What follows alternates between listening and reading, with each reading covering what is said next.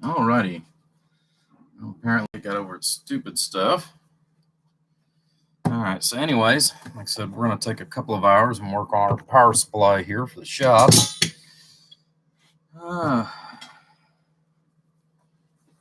So I've got some of the rails out. I know most of you have already seen the start of it. And that's kind of where we're at again. We're back trying to get to that point again. So utilize some of this old tape. But good morning, Charles. I seen that you were in there a while ago.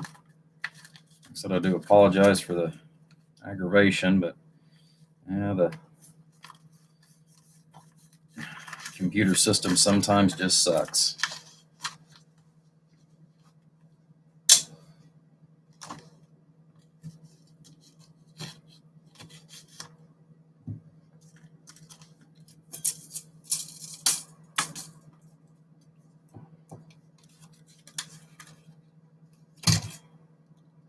I'm just going to use some of this old tape. All I want to do is just cut my pieces here. So.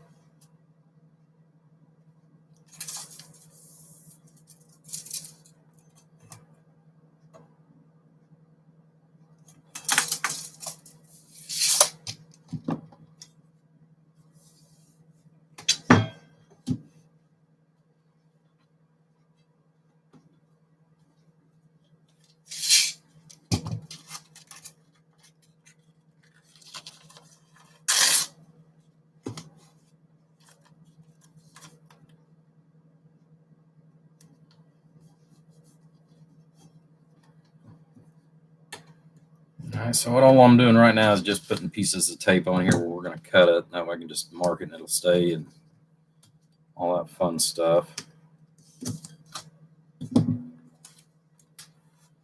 right. Let's see.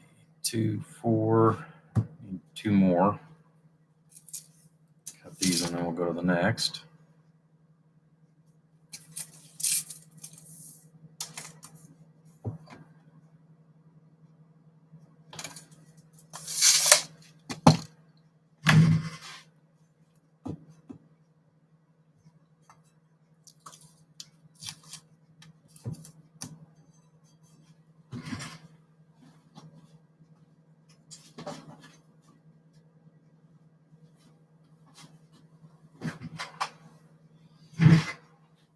Hopefully everybody's had a good evening.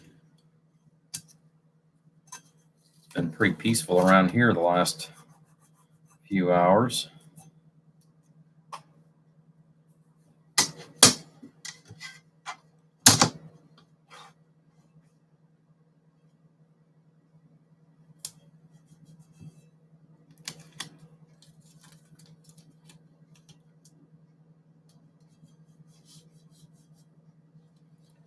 So what did you get into today, Charles? Any skip talking or anything like that?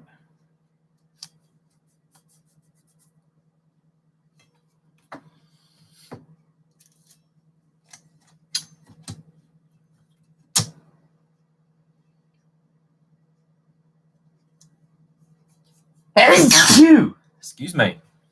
Mercy. That was kind of rough.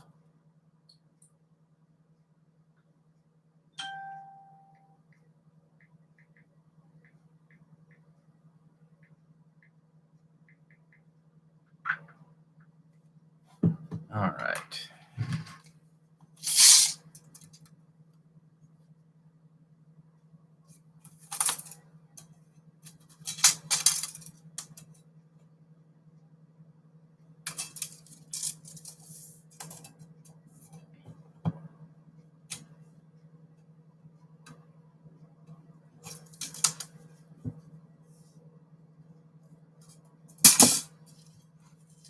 That one slid down on me. Oh, you're out catfishing. Either that or you was. I seen where you were live, but I think you were live while I was still in bed snoozing.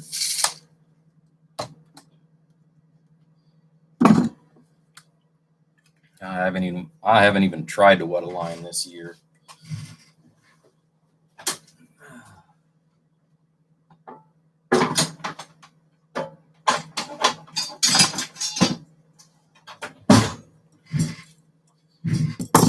Although I sure would love to. Hopefully I'll be able to get some fishing in this year.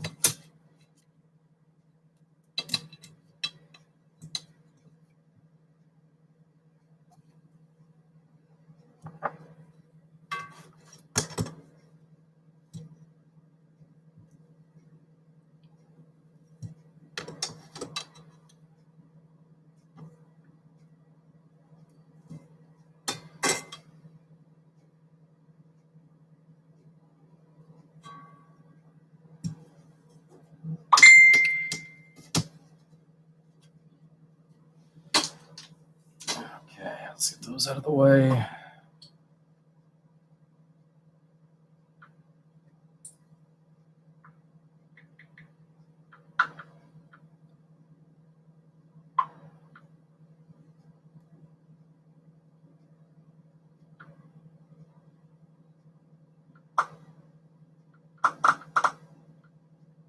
All right.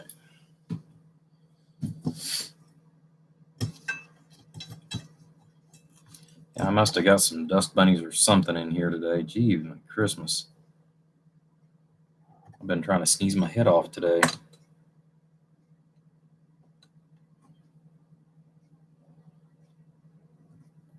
Well, I know you said you did some catfishing earlier today. What kind of cats do you have down there? Blue cats, channel cats, yellow bellies, all of them?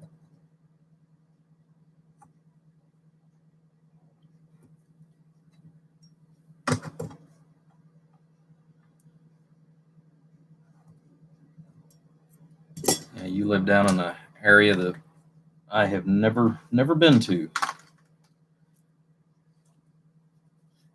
Of course, I've never been to Alabama either.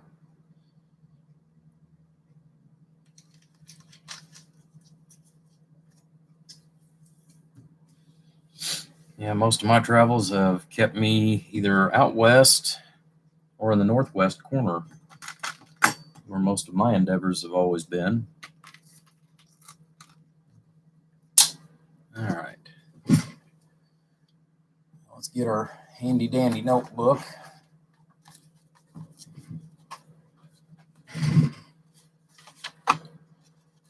Got miscellaneous notes and all that good stuff in here. Some of these I need to actually take the notes and get them actually into the computer.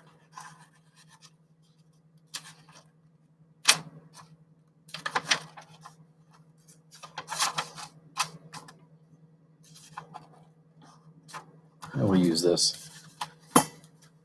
Just miscellaneous chicken scratch. Good afternoon, Wayne.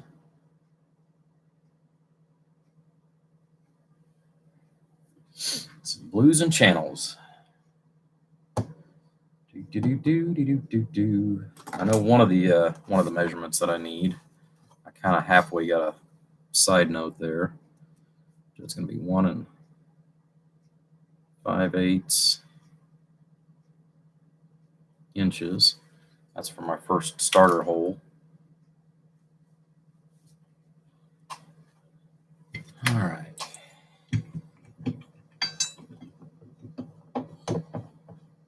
We're going to do this kind of medieval style, if you will, not necessarily with a hacksaw, but we are going to be using power tools. So, all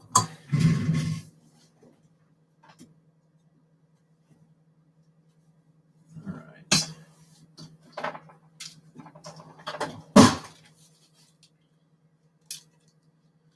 Yeah, this way I don't have to go out to the garage and do all the cutting and what have you. I just got to make sure I do a cleanup.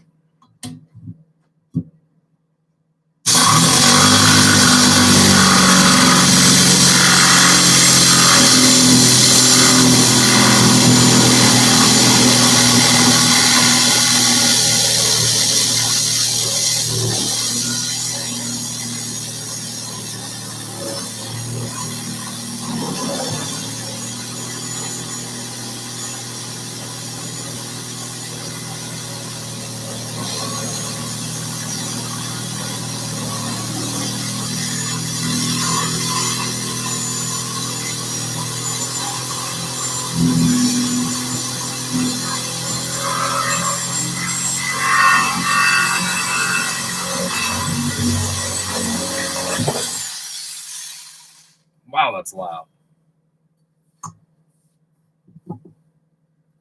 I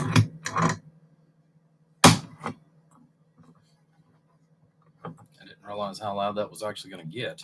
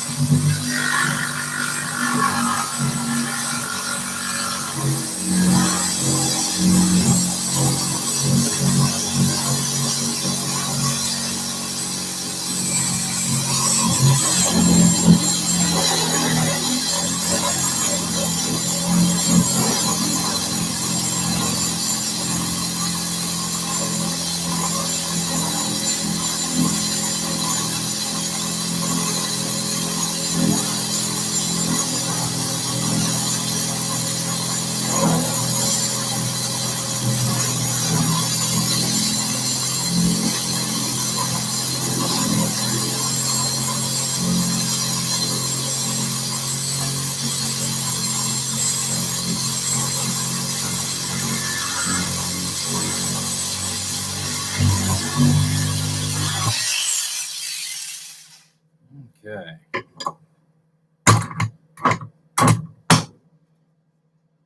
That is quite noisy.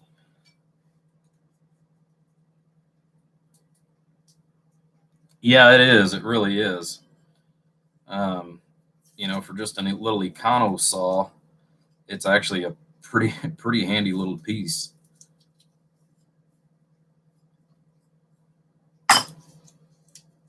Yeah, I was actually surprised at just how handy it has been since I bought it.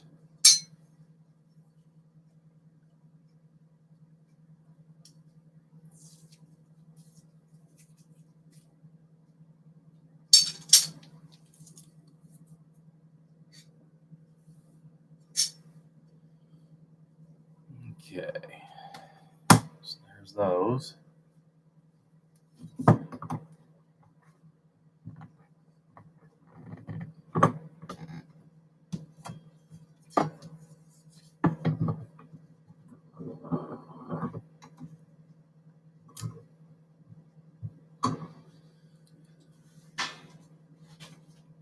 Yeah, this really wasn't meant for what I'm cutting with it, which is fine, but it's actually meant for actual sheet metal, not stuff quite this thick. But since this is aluminum, it's actually, still not too bad as far as speed wise.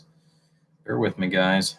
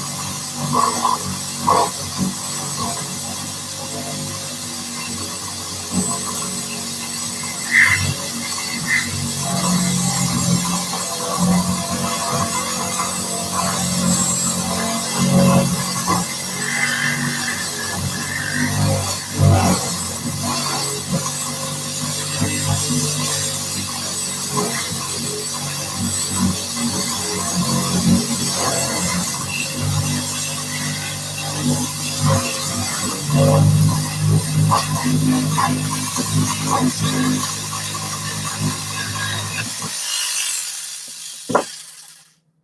think I'm due for a new blade. It almost did not want to cut through that one. Wow. Let's take a break from that anyways. Let's get a new blade put in that.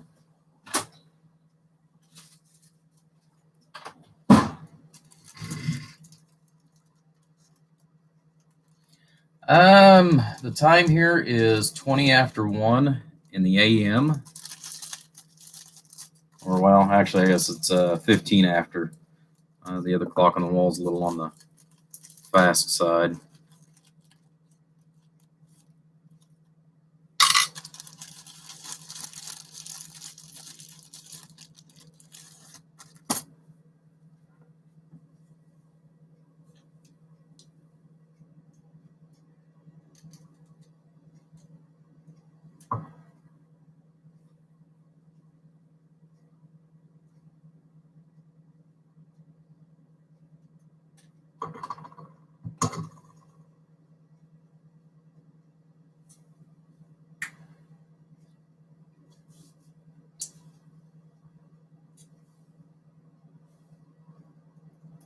Okay, just gonna figure out.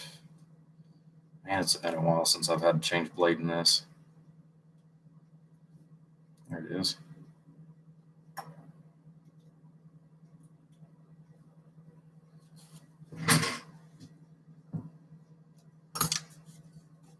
It sure beats the olden days of using a hacksaw to cut stuff like this. I know we've all done that from time to time.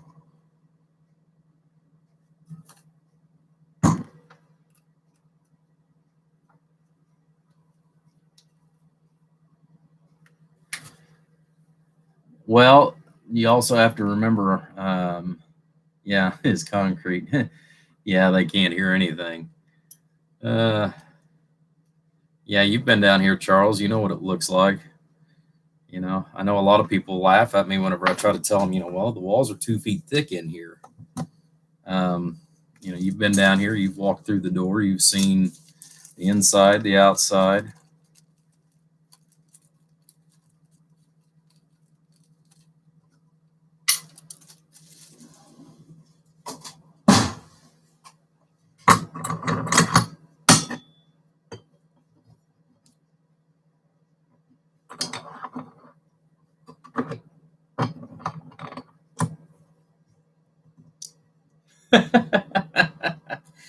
Yeah. Yeah, it is.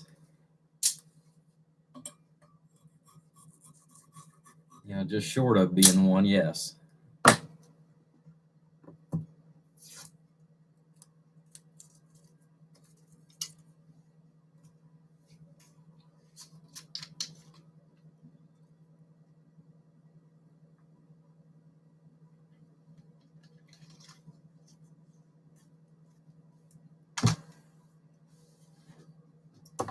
All right.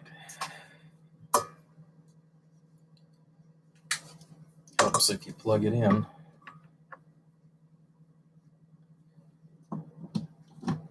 Safety first, she goes. Definitely want to make sure you unplug it before you change blades on something.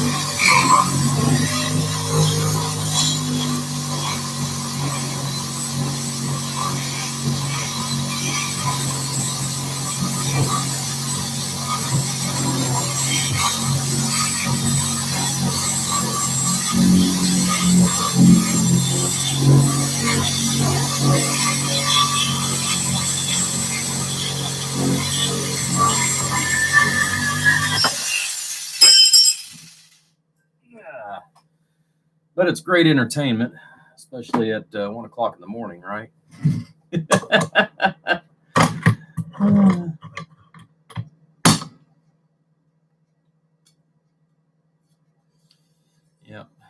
Definitely great entertainment. 1 o'clock in the morning, some crazy guy sawing up metal. But the next process is going to be a whole lot quieter too. Thankfully, I've only got to make, 1, 2, 3, 4. That takes care of my insides. So I need 2 more pieces, and I can utilize those up front. So 2 more cuts, and then we'll have the noise portion of this done away with. What I can do, since I did set up with the other microphone, to make life a little easier, I'm going to turn it down. That should muffle the sound where you just barely hear me at the moment. So it won't be quite as stifling on the other end. But we'll get these other 2 cuts out of the way, and then we'll turn the microphone back up.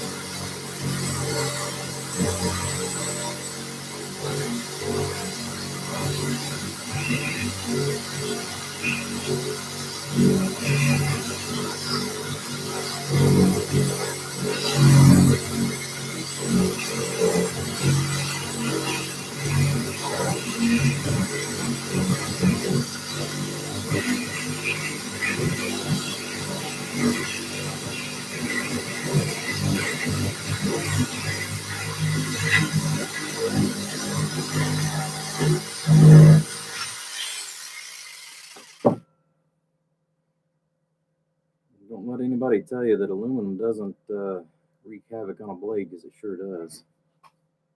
Jeez, it Pete's.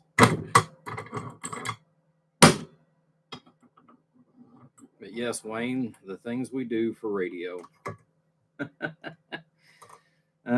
But before I started the video too, if you guys remember, I went ahead and originally this was going to be an 800 amp. And I did drop it down to a 700 amp. And part of that had to do with where I wanted to put my circuit breaker. I'm thinking I can still get by putting 8 in there. You know, for the most part, an 800 amp power supply is going to run almost any conceivable thing. Truthfully, 6 of those modules would really be a plenty, you know, as far as that goes. And depending on one of the formats that I take, I may go ahead and drop it down, you know, drop it back down 1 more. You know, I've got enough of the modules, but, you know, those are, geez, Pete's, like $450, $500 a piece, you know, by the time you pay shipping and everything into them. You know, so it's a pretty good chunk of change. And this way it would allow me to go ahead and put together a small 200 amp power supply using the Meanwell power modules, and, you know, get some, you know, get a little bit of revenue back before, you know, I burn up you know, that kind of money. You know, it is a sizable investment to have a Meanwell power supply like this. The other thing too is, you know, I'll never need anything more. I typically, I typically stop as far as on a lot of the builds. I've never done anything like a 64 pill or something insane like that. That's a lot of real estate as far as, to put into a mobile or a mobile application. So that's kind of where I'm at. 32, 32, I think is about the biggest. And I think even at 700 amps, I think that should be good for that. I'd have to go back and do some recalculations, but like I said, I may just go ahead and make this a 600 amp for the time being, and then go ahead and make the necessary provisions to where I can go ahead and add 2 more a little bit later. So yeah, we'll take it and go from there. All right, one more cut, guys. Yeehaw.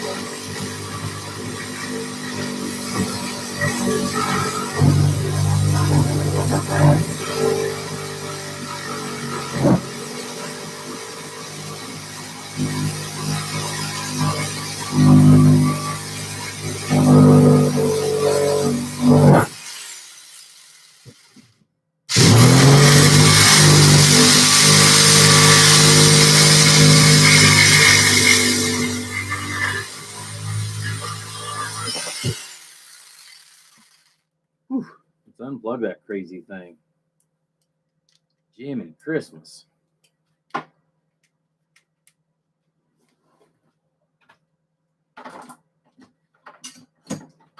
right.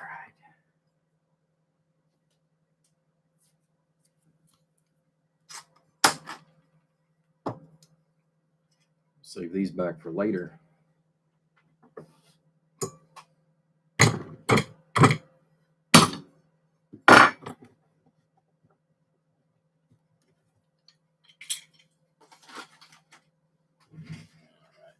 Get some paper towels and kind of clean that up a little bit.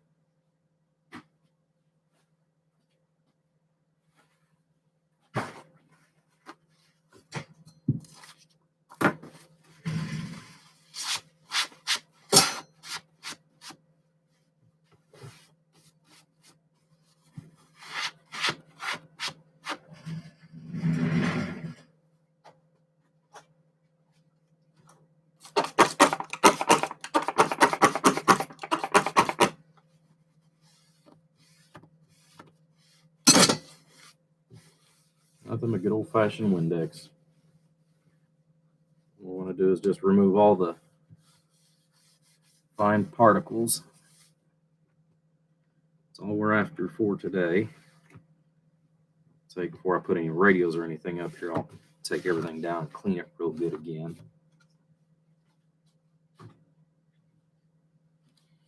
All right, so let's take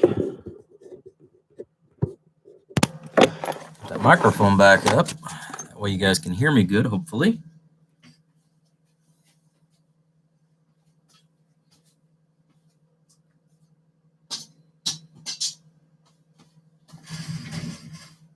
Okay.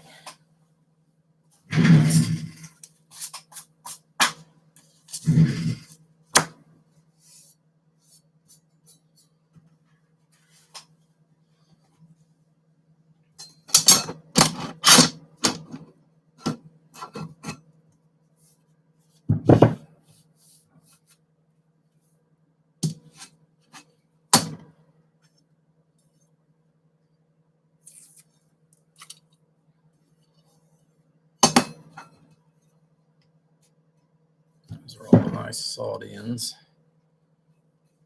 I'll start on this end and work to the right. And I can turn that noisy thing off because I don't need it running.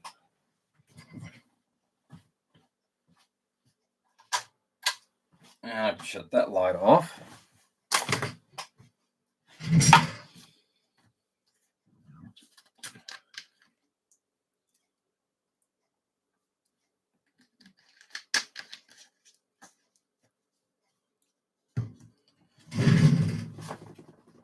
All right.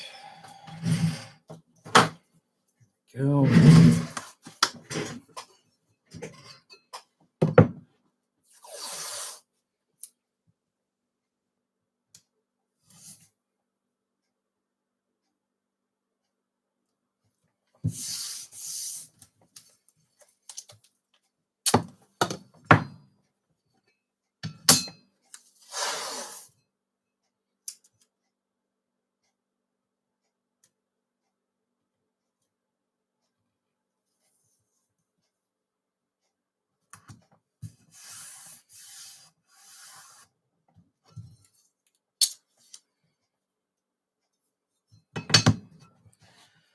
Sometimes it actually just amazes me how much time we get involved just in doing all the prep work.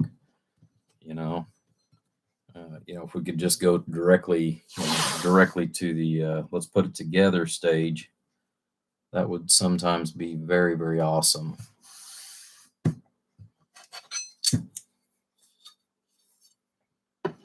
Not that I mind cutting all this, and, drilling all the holes and all that good stuff, but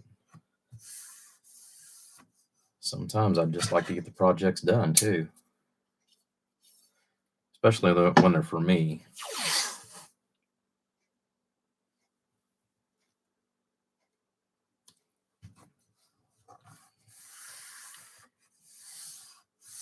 Yeah, for those of you that are on my Facebook account, you may see where I'd actually sold my power supply and the 16 pill to another gentleman, and he turned around and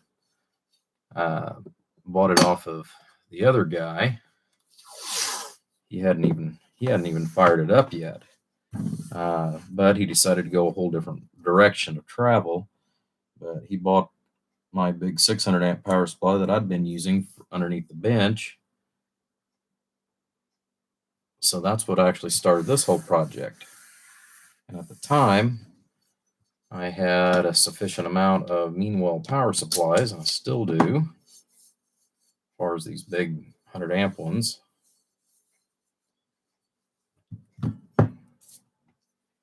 And realistically, time frame wise, it'll actually take less time since there's more power supply per module than using the little 25-30 amp modules.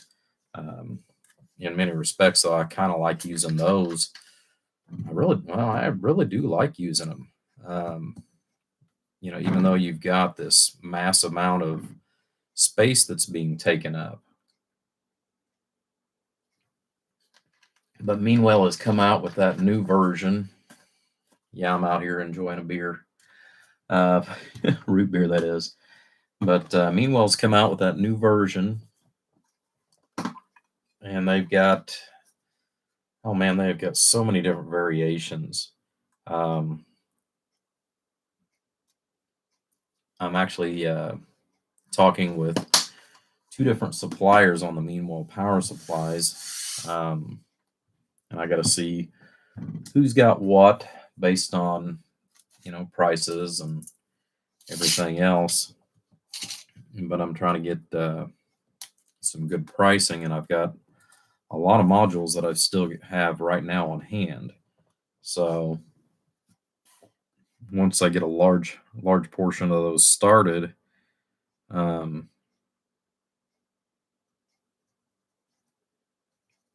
get them sold, I should say, then I'll go back and try to take some of that money and start ordering some more supplies.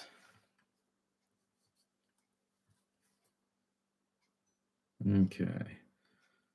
So now what I'm marking here is actually my very start. Essentially where my first set of holes here, I actually need to hit that. I'm taking the steel here, or rather aluminum, I should say. I'm taking the aluminum plates and I'm actually taking them all the way down to the physical bottom. There's actually a rail that these mount to on the side, on the inside of that large case or cabinet that I've got. So I'm actually going to take this all the way to the bottom. I don't necessarily have to do it on the sides, but it's just easier for Symmetrics to go ahead and make them all the same. The other ones that are going to be on the inside, because I'm actually going to have extra supports for the front and the back on the inside. So, they'll actually have a small foot at the bottom that will help brace and secure the bottom. So both sides are set up real nice.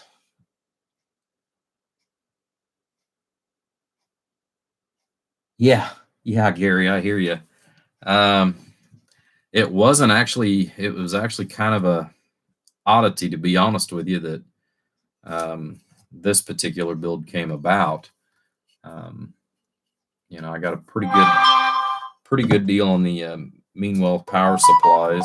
Not a huge discount, but I did get a small discount because I ordered 2 cases of them. So, like I said, it is costly, but with everything that I would like to have in a power supply for different for different settings and what have you, I think this is probably going to be my best overall course of action. So once I actually get this done, I have got to build myself yet another power supply, which it's going to be considerably smaller. All it's going to basically be for is all I need roughly is about 150 amp that actually runs the everyday equipment as far as all the radios and small drivers, things like that. So that's where that's going to be our next adventure as far as for ourselves here in the shop. So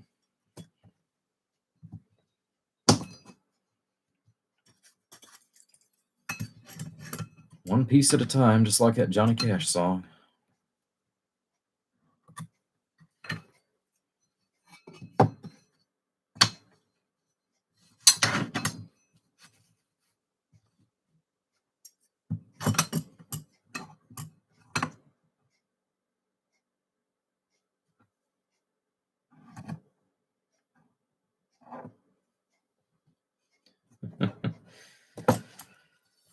Oh.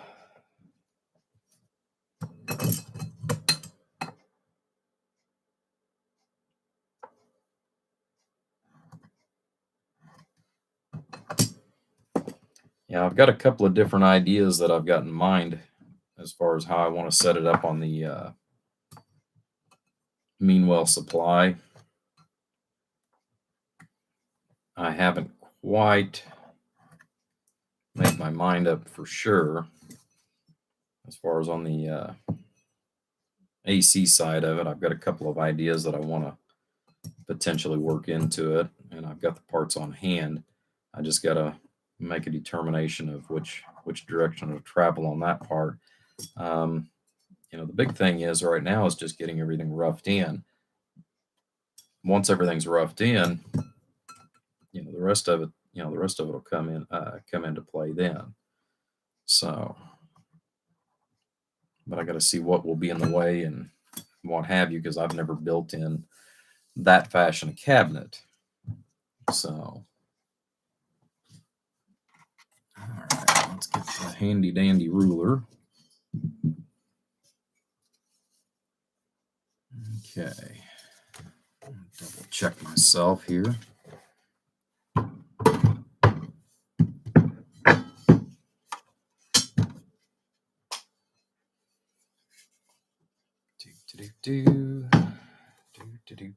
Yeah, this is going to be that.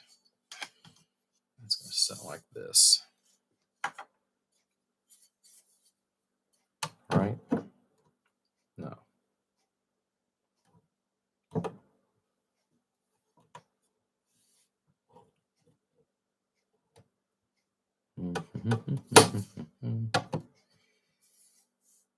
Let's see. No, that's for the back. That's the reason why. Okay.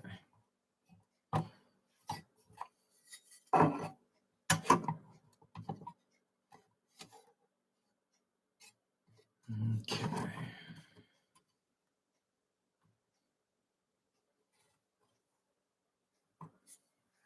All right, let me double check something here.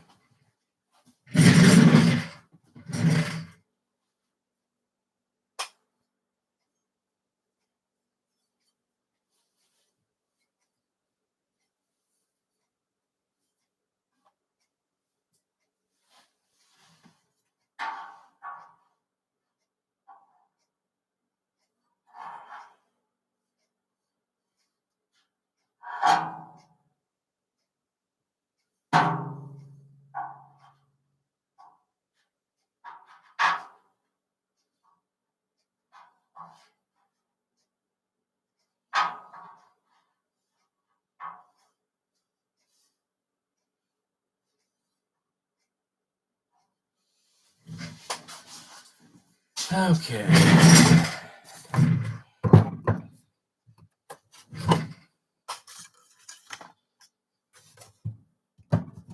Let me grab the other three here.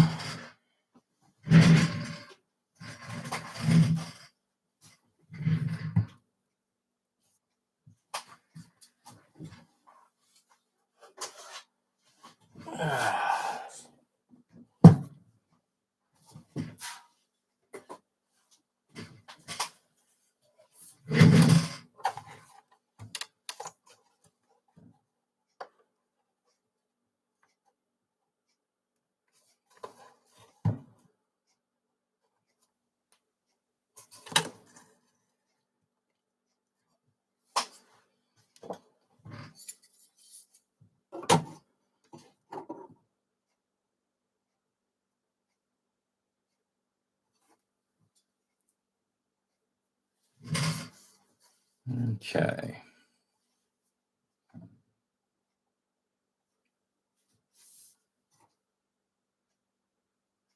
So I've got just enough room there. The top.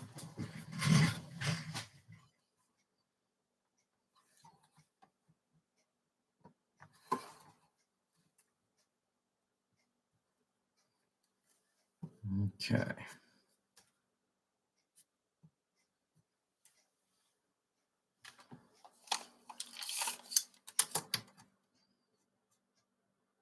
Okay, 3 1/4.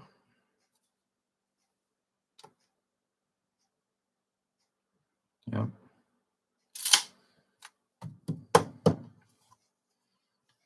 Okay. So that one, no bueno. All right. But that's what I wanted to make sure of because I was thinking that I could use or put another one in here, but unfortunately, I'm not going to be able to. It's going to sit down too far. So that's perfectly fine. You can still use that.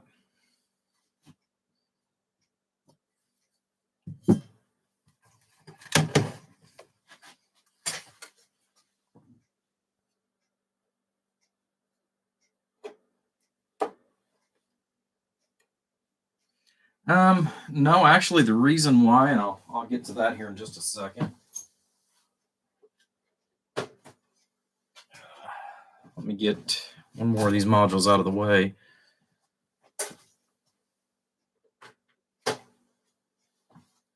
Yeah, there's actually no worries as far as on the heating issue, stacking them like that.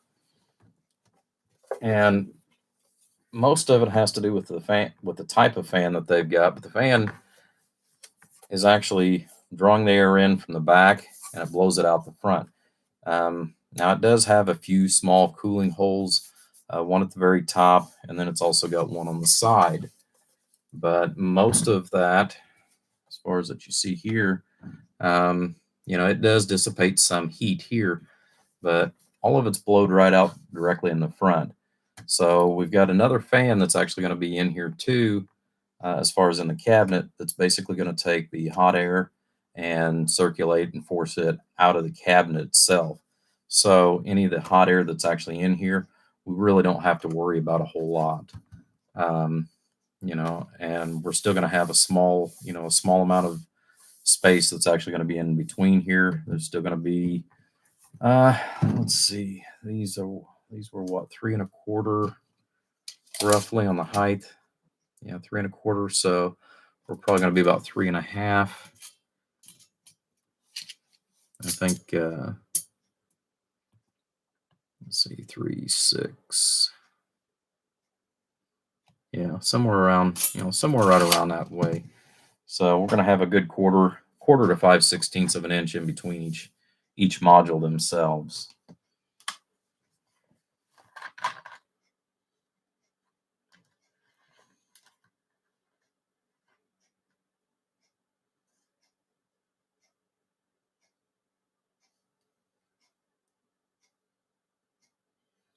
Yeah, I've looked into those. There's another company that I actually have stumbled across whenever I was looking for cabinets. There's actually a company, and it would be a significant investment.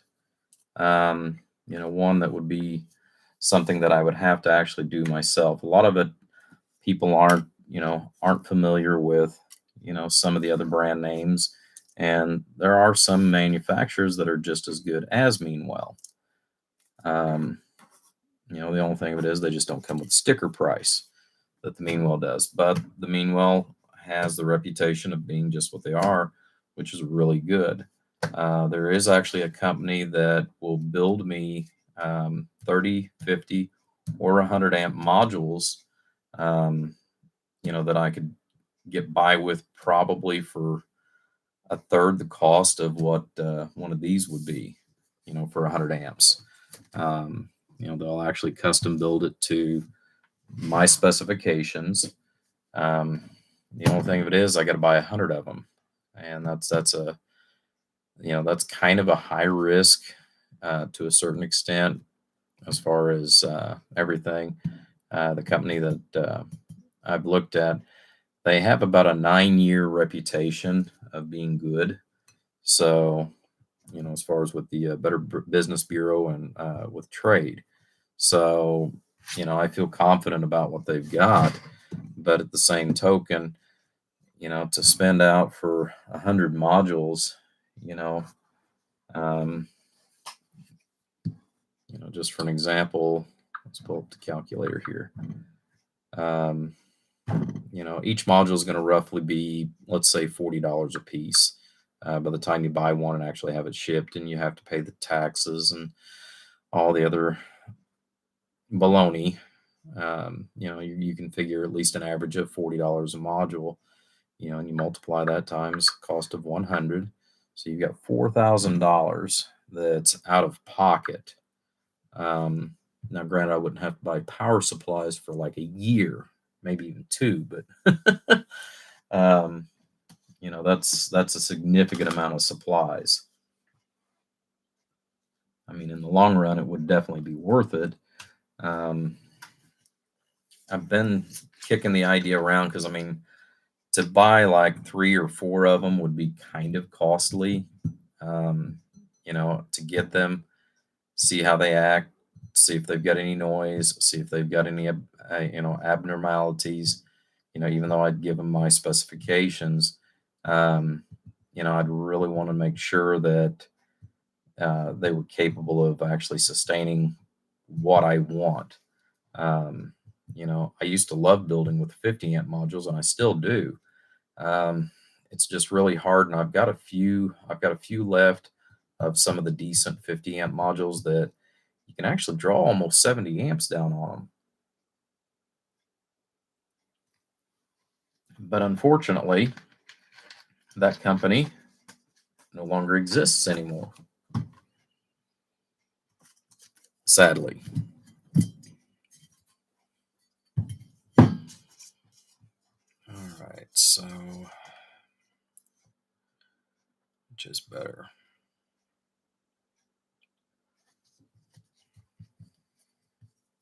So I got to figure out what that spacing is.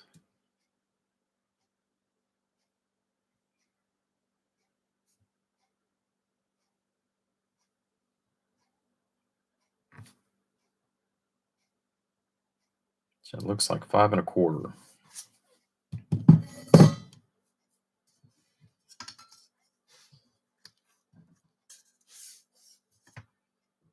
So 5 1/4.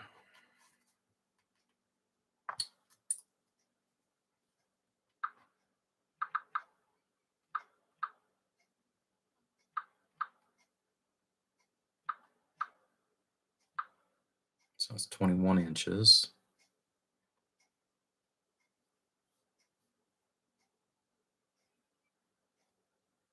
Let's see here.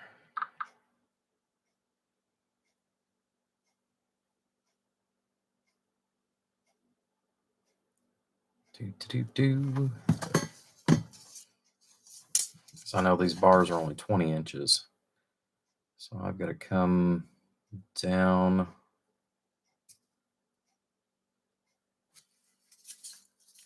Like I said, everything's based off of this.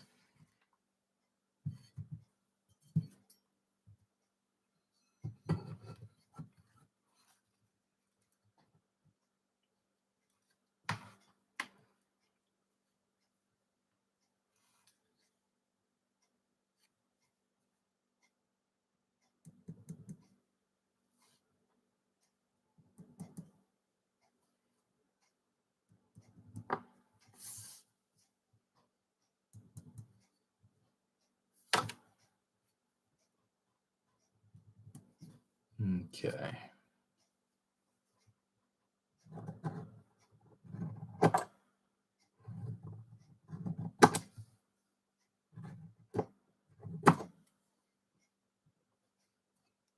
Okay.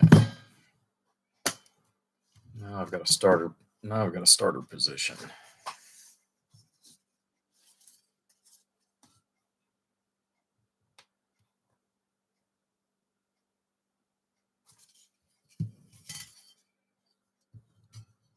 Okay.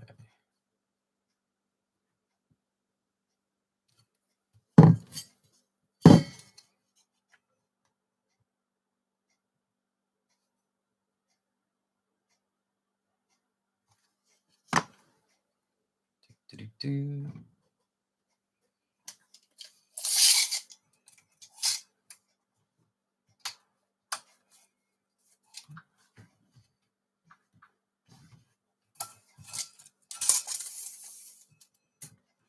Like I said, I want everything to basically be based off the bottom, but I have to go off of the top measurement in order to justify it too. So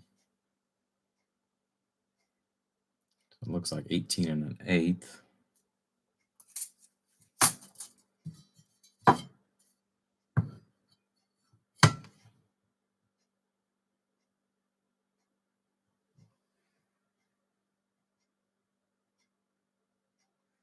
It actually needs to go down just a little bit.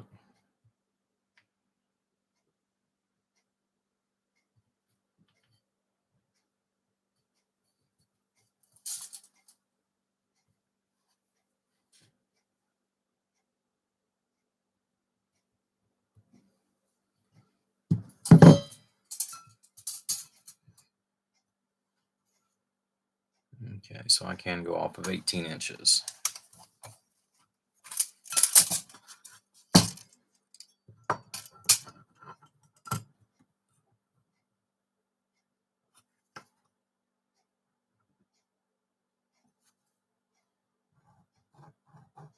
Now, granted, there's going to be clearance, so I mean, I'll have a little bit of wiggle room if I'm off, basically a 16th.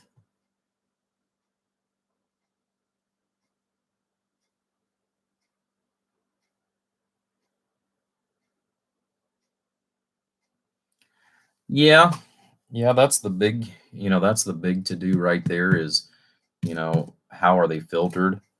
And that is probably the biggest, like you said, that's probably the biggest question of all times as far as into the game is, are they filtered? You know, how are they filtered? Now, I actually had made a small investment, um, kind of prematurely as far as on some of the, some of the stuff that I've bought. Um, I bought basically enough to kind of play with because I have ran into, even with, good quality stuff, I have still ran into noise. Depending on, especially some radios are just so picky when it comes to noise. And again, your high end, meanwhile, power supplies, typically you don't have any worries on that. Um, that's kind of the big thing. Um, Again, I don't want to sit there and, just run out and drop, $4,000 either on, power supply modules if I can't sell them fast enough. Um, that's like I said, that's an incredible amount of money to invest. Um, speaking of which, under most circumstances, I wouldn't actually build with these for myself just because of the economics. Um, my labor, since it's for me, is more forgiving than the cost of the modules themselves. Plus I can use smaller gauge wire, with the smaller ones, and there's a lot of little variation, variances, as far as even though one's more labor intensive, it's not as much financial. So, and here, yeah, it's still laborish, but it's not, this takes actually the place of an average of 4 modules too. All right, Charles, we'll see you here in a short, buddy.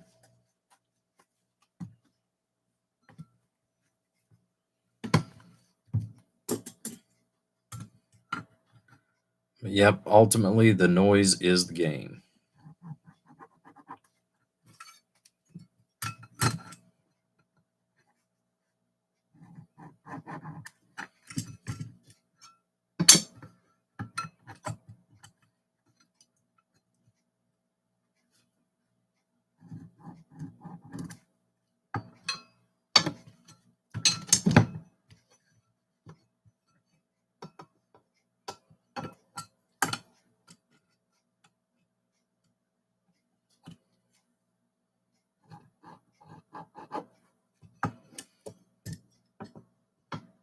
But yeah, like I said, there's some things that I've considered putting some money into as far as for investing, within the hobby.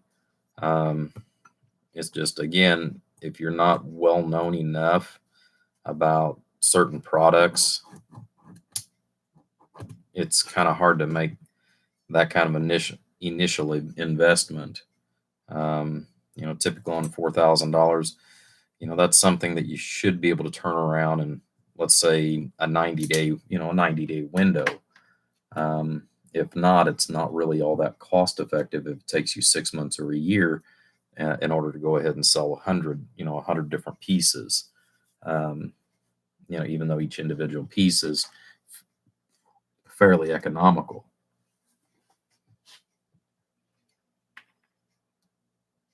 All right, so we got our base. What did we say our spacing was going to be? Set that back up here. Bum, bum, bum, bum, bum. Okay, 3.5. Double check, 3.5.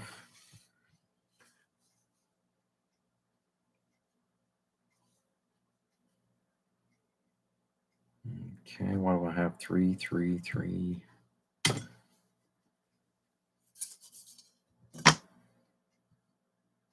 Okay, I must be going by a different set of holes on the other one. Interesting. Interesting.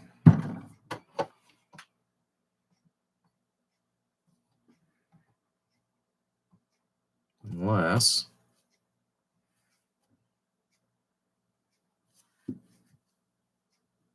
go to that one.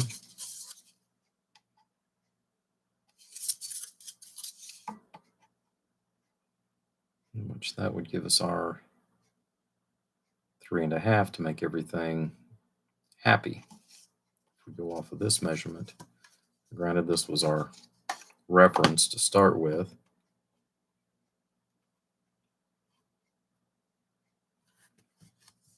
So let's grab one more module. Let's see how that's going to work out.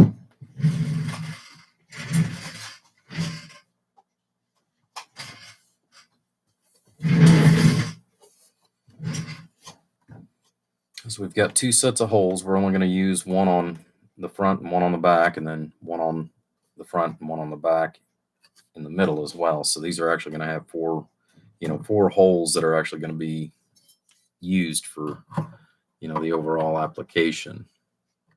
So go to that one. Tighten it up just a little bit on the top. That still gives us our 3.5. Okay, so that's all we got to change.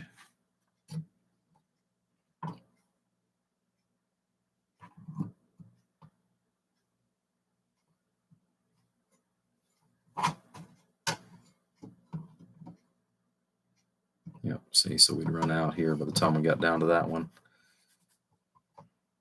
There would be nothing for us to be able to mount to, so.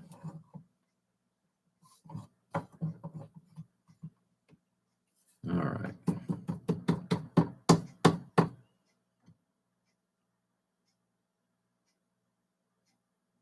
Okay, so 3.5 is what we're going to go with. So we just got to make a small little change. Nothing too drastic.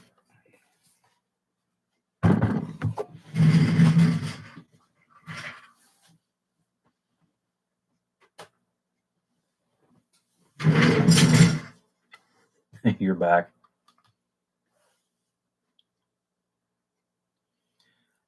Yes, they are, Michael. They are the RSP 1500-15. One of the most expensive modules on the planet.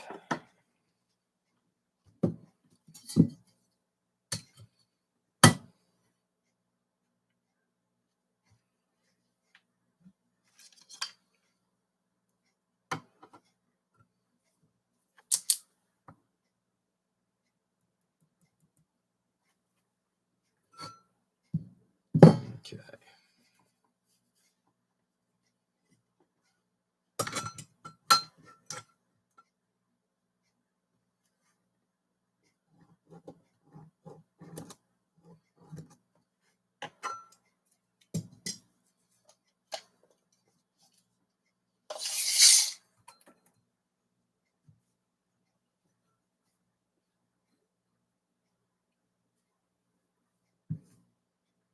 Okay, so 18.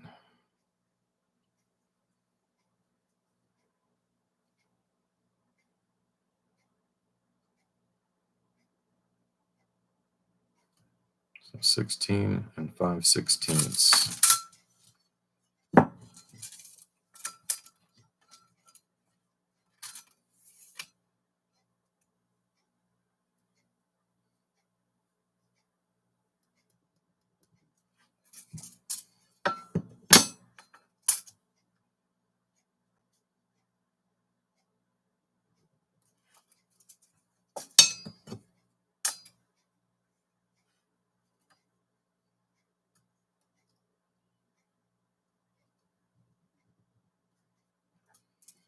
Yeah, the last time I built with this exact module was a couple of years ago, actually.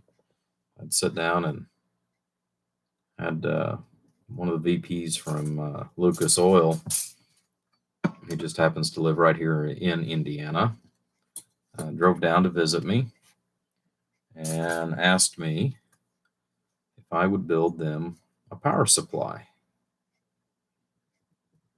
And I said, sure. And then they gave me some of the specifications that they were wanting, and that asked for multiple different perimeters and things like that. And I gave them a quote, and they asked me, well, is that the best? Is that the best that you build? And I said, no. I said, if money's no object, I said, this is. And we came across the RSP at the time, the RSP 1500, which is what we're using today. And I told him, well, this is the cat's meow. This is the Cadillac. This is basically everything you could ask for in a power supply. And they said, well, work us up a quote with those. So I did. Lo and behold, I was shocked. They came back down the following afternoon with a check and said, how soon can you get it built? So it's like, oh, okay. So, if you go back about 2 years on my videos, you'll see the one that I built for Lucas Oil. And like I said, that was fun. That was really fun. I kind of got to, go with more of an industrial, old school look, if you will, on the inside. I love the volt and amp meter that they chose. The only drawback to it is it's a little slow on the amp read. Although it's incredibly accurate, it's just slow. But I will say that I did like it. I did have to use a step down transformer because they recommended, the company that I bought those from that actually recommended that, versus just trying to tap off of one leg and come down for the 220. Plus, with having it set up the way I've got it, granted, it probably will never leave the U.S., but because of the modules, and that was one of the main sellers that sold it, was since these actually configure themselves, if for some reason they just need to use it for say, let's say 100 amp power supply, although there were 6 of them in there, if need be, they could have taken and either put an adapter on it or rewired the into the plug, technically plug it into 110, or leave it as it was and plug it into a 220 outlet. So that was kind of nice. These will work at a couple different frequency ranges. I mean, there's a lot of things that are really unique about the Meanwell power supplies, as far as it takes a few seconds for them to kick on, but a lot of it is the fact that they internally take the AC voltage coming in, they read it, they calculate what it is, and it automatically does the off shift on the inside and powers up based off of what you're feeding it. So that was a huge selling point. Just being able to do that.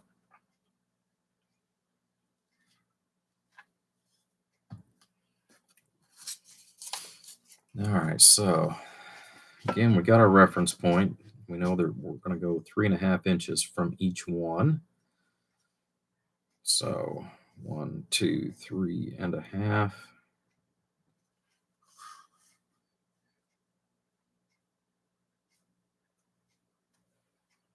So 1, 2, 3.5.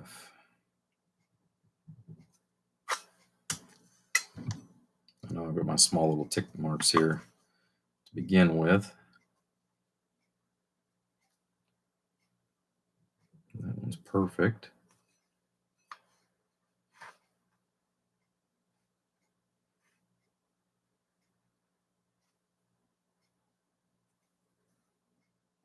And that one is too.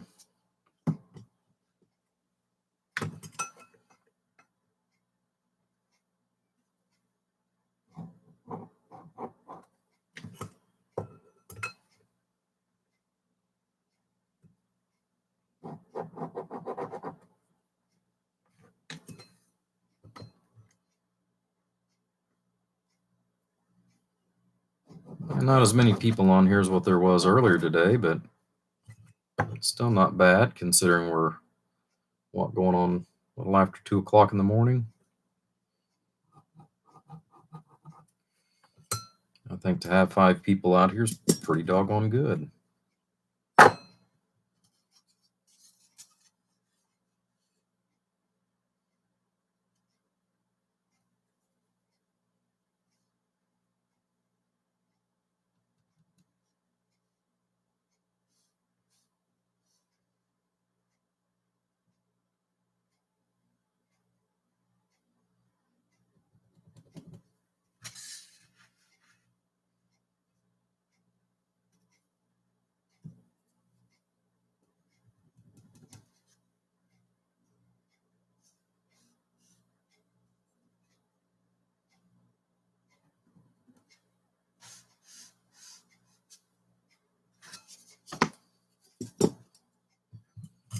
Not too bad for a Sunday morning.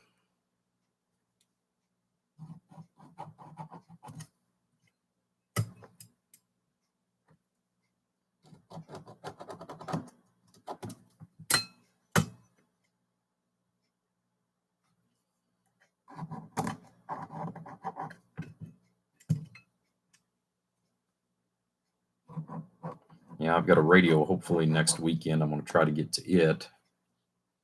And I got to get set up for another gentleman. He ordered a radio and it's already in. So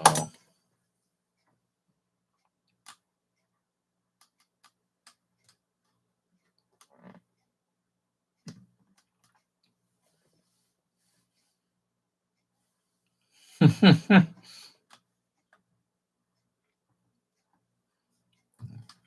don't have to be in until 4 o'clock. Well, tomorrow I have to be in at 5, so I still understand what you're going through on that. We lost one of our members on the team here Thursday. He left us, so we're going to be down another guy.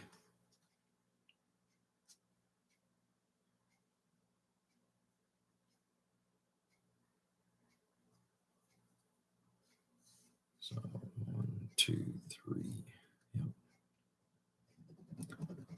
So I don't know how that's going to affect as far as work is concerned. I'm not sure how that's going to necessarily change everything.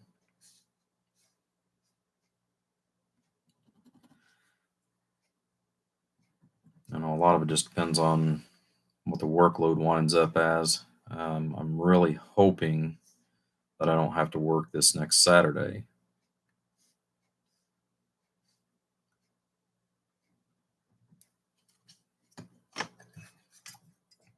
But I won't know that until Friday.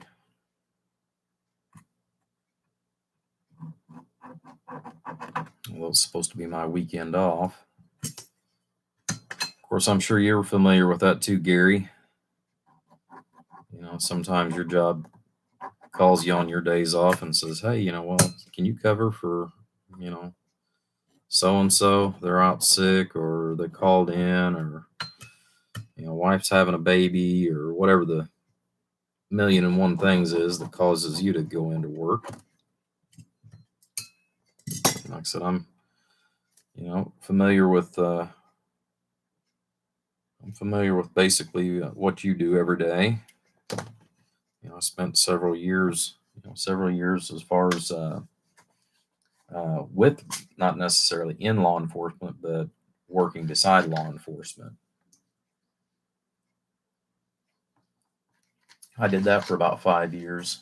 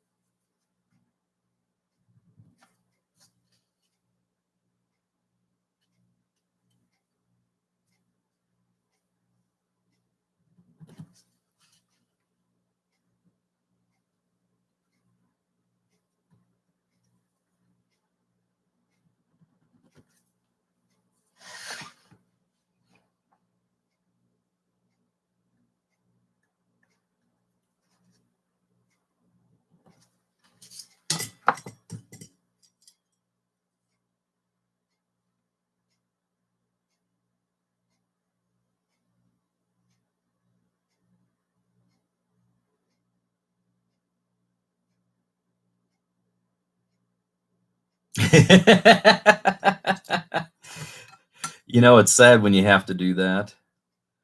It is very, very sad when you have to do that, but unfortunately, I understand. Whether you're married or not, I mean, you still have got to have some kind of time to unwind. Somewhere throughout the whole duration. You know, it's just like today.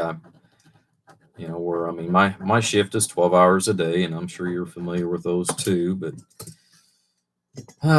unfortunately, on the 12-hour days, after so many of them in a row, your body just says, you know what, you're going to sleep as long as I tell you to. And I've ran into that a couple different times, and today was no exception. Which Thursday and Friday, man, I busted my hump. Actually Thursday, Friday, and Saturday. um, I had to sit there and build some I had to build some bracketing and weld up um, a couple of guards so that people couldn't get into the machine without breaking the light curtain, for safety. So it was all safety related that I was working on.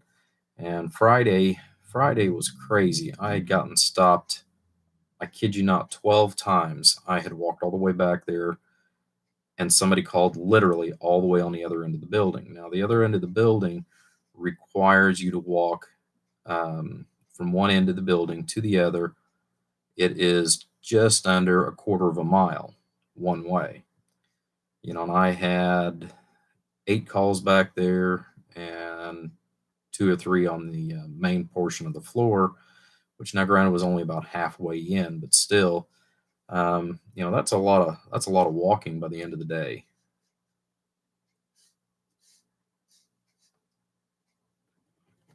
So I finally got the light curtains and brackets all built, which they're kind of cool. I'll try to take some pictures of those and put those up on Facebook um, whenever I go into work later on. But already got them all painted up. Now we got to do the wiring, which I went ahead and made provisions for that. Where I went ahead and put them on the mill and milled out 2, 3 and a half. Milled out special cutouts and put some tubes inside of it so that all the wiring is, semi hid, if you will. That way we don't have to worry about anybody getting it tore up.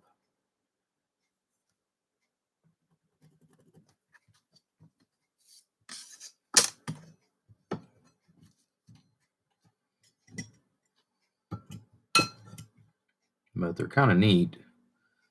Of course, I did do a little above and beyond on the showmanship of them. I went ahead and cut my 45s and everything because it's all built out of angle iron.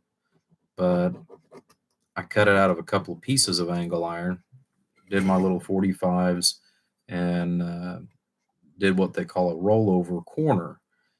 So you're actually doing a cut over, and then you take the torch, you heat it up, and you gently start laying it over till it meets itself again at the perfect 90.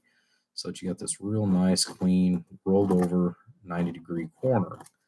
So that's what I wound up doing on that, and turned out pretty doggone nice. And of course, it doesn't hurt that I've got several good years under my belt working in tool and die and also in fabrication. So just kind of nice. It's just like I had my advisor tell me, because I told him, hey, well, I need XYZ parts or something like that. And he said, if you can't find them or we don't have prints on them, he said, do the best you can and, make it happen. And it's like, well, you don't understand. If you tell me to go ahead and fix it, if we don't have the parts, I'm going to make them, right? with all the new changes with um management. There are several that have no idea of my actual background. So,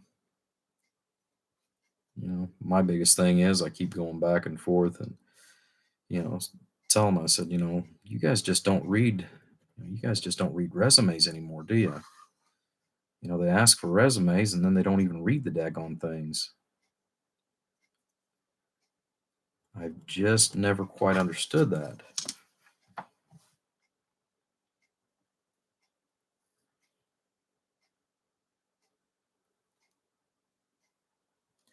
Oh, definitely, definitely. Let me get these marked here. I'll grab my scale, and now the cabinet itself is probably, because it's steel, it's not aluminum, it's steel. Um, I'm going to say probably 30 pounds just for the cabinet. This is not something that you order and have shipped. This is something you go and pick up. This is going to be quite literally, I thought the one for Lucas Oil was expensive that I built. This one's quite literally going to be the most expensive that I've built.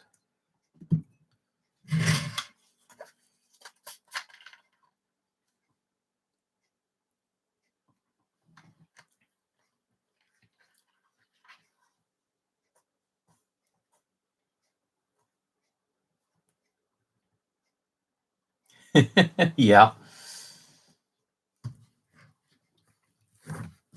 Yeah, the last thing you want to do, especially whenever you're underestimated on what you are capable of doing, the last thing you want is for them to say, well, you know, just, put something together or make it happen. And, you know, eh, this last go around, like I said, kind of got miffed about a couple of things that did happen at work. And that's part of the reason why um, I went overboard on this. Now, had we had one other piece or one other tool that I've got physically here in the garage, it's just I can't get to any of it because of all the stuff that's in the garage. Um, what I actually thought about doing to be kind of a horse's rear end, um, and I just didn't want to take the time to sit down and build what I needed to be able to do it. But I would have actually went ahead and put some of the flat stock we've got. I would have actually went ahead and did the nice little curly cues and stuff like that, and made it like a wrought iron uh, safety gate. Is what I would have actually done. uh, the stuff that you've seen back in the back in the 70s and 80s, with the wrought iron. I actually thought about doing that, but I couldn't get left alone long enough to even finish the basic frame. So I just went ahead and went with the expanded metal and called it good. All right, so if we can get that glare off of it.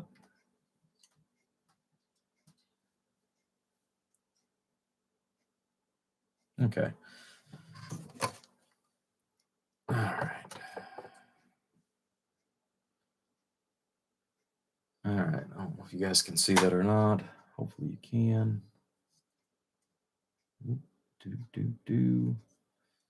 So 6.54 ounce, 6 pounds, 5.4 ounces. So you might as well say 6 pounds, 6 ounces.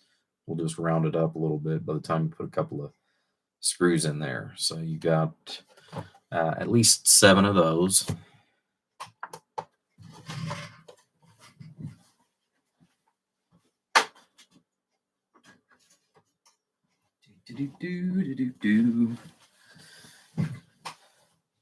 Let's see.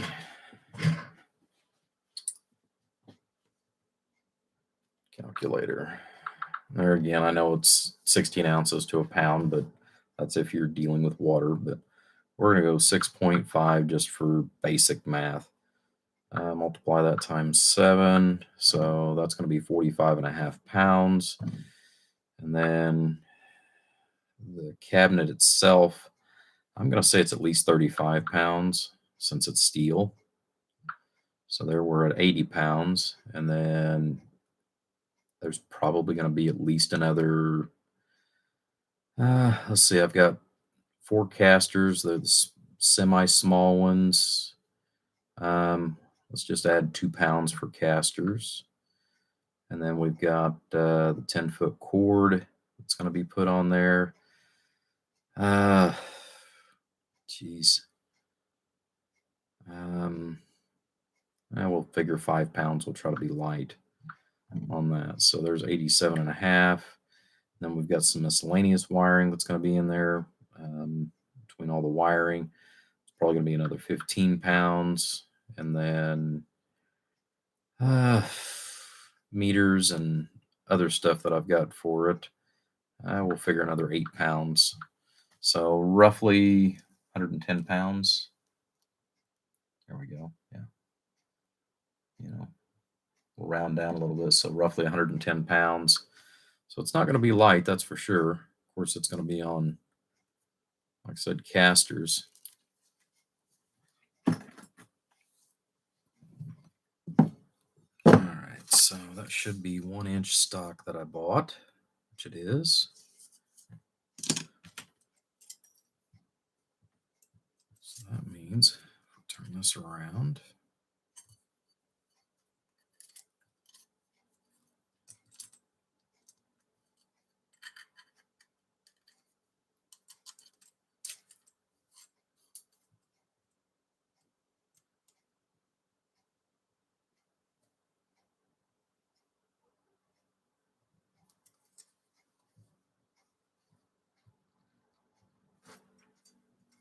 Now let's see.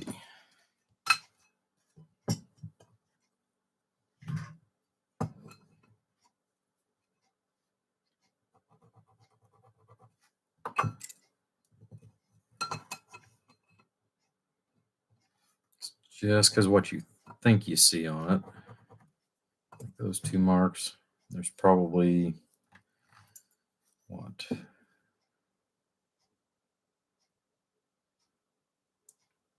Yeah, there's a 16th difference.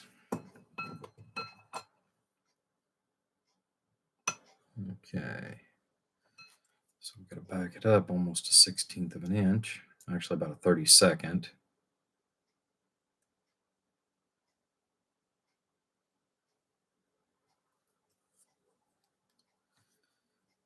All right.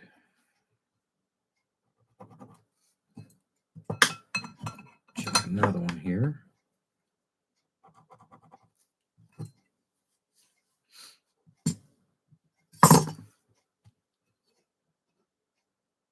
We're right on the money. Awesome, awesome.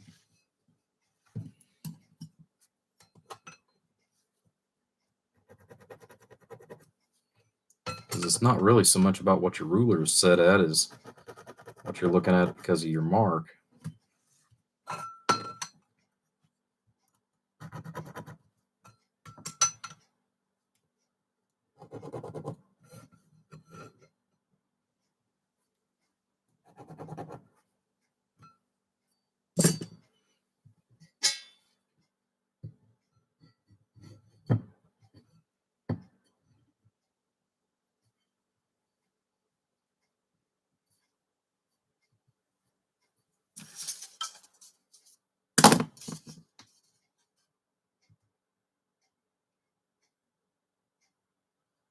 Okay, so 2 7/8. I forgot I still got to have a mounting hole at the top.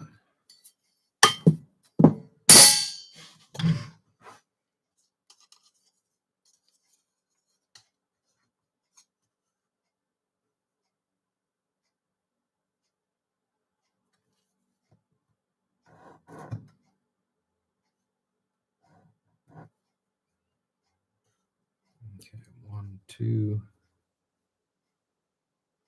7/8.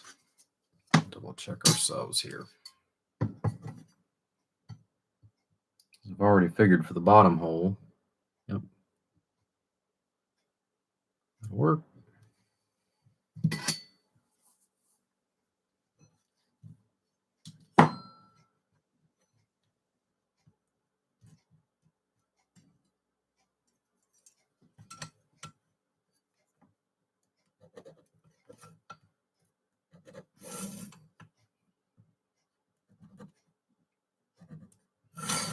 Yeah, we'll get these all marked, and then I can kind of go back and we'll take a look at some other stuff, because I'll wait till tomorrow or one day this week, and I'll take these out to the garage where I've got a drill press. Once I went ahead and put a little stamp start on it.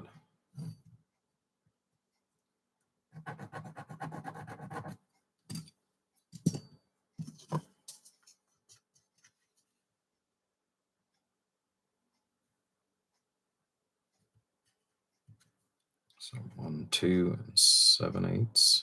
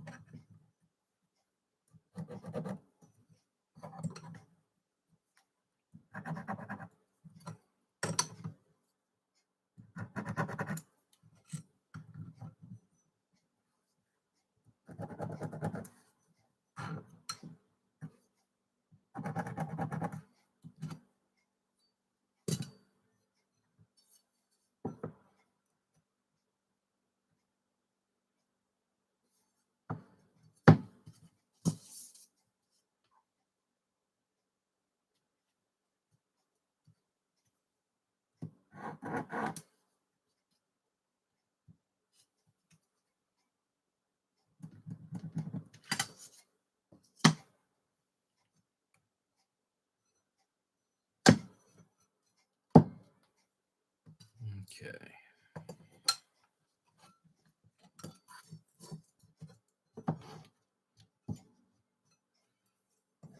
Yeah, some of the stuff is just so tedious.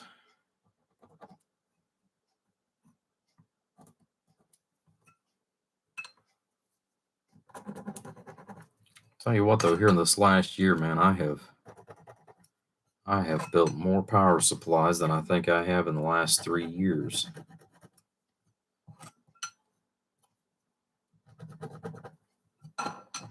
It's been unreal.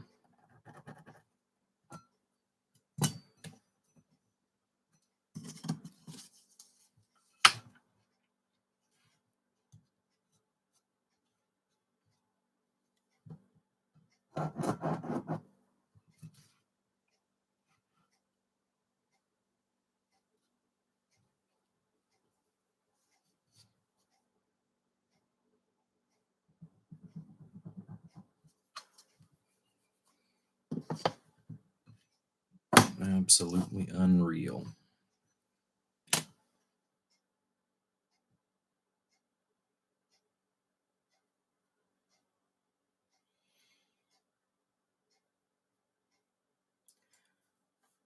Yeah. Yeah, it is. I mean, this is literally where all the brain work goes. The assembly part of it, is actually, the showmanship of all the hard work that went into it prior. That's one thing somebody, that's a lot of people. It's just like, for example, you know, the bricklayer. We'll use a bricklayer, for example. My stepfather, who raised me, he was a bricklayer. And don't get me wrong, I mean, he did a damn good job all the way. I know because I've helped move more than my fair share of bricks. But it takes more than just the guy that's putting the bricks in the wall. It's the guys that are bringing it to him. All the hard work that goes into getting to that final stage. That kind of gets lost in it. They see the beauty in everything, but they don't see all the hard work that came just before that.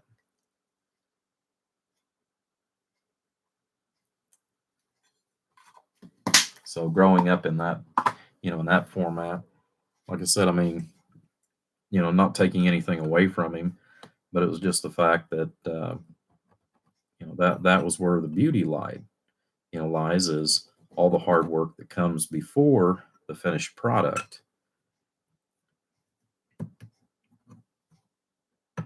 You know, he laid brick and block up until about 6 weeks before he passed. I mean, it was something he was very, very passionate about.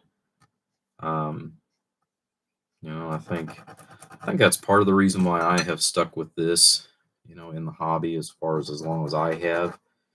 Is it does take a passion to be able to go ahead and, continuously create, over and over and over again. So let's get you a little bit more into the frame here. But yeah, like I said, it's just a lot of hard work. A lot of hard work.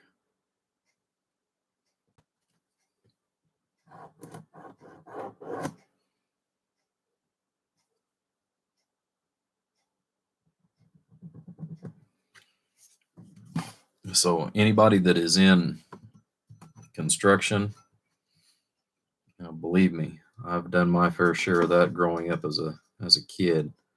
My hat's off to you guys. Especially the ones that have been in it for 10 plus years. To love your job and just keep pushing through every time.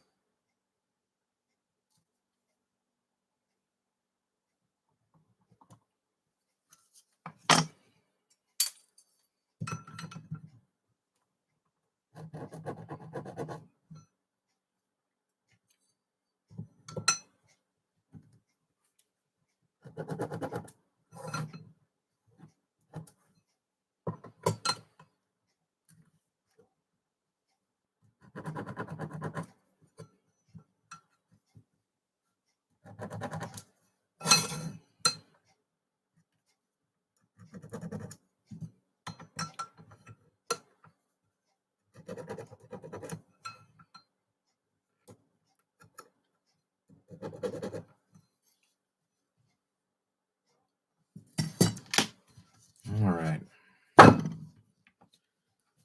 Well, there's one portion of it. Now let's go ahead and pop these real quick with a center punch. And then that way, like I said, I can take them out to the garage tomorrow and we'll do all that fun stuff. The behind the scenes, as I like to call it.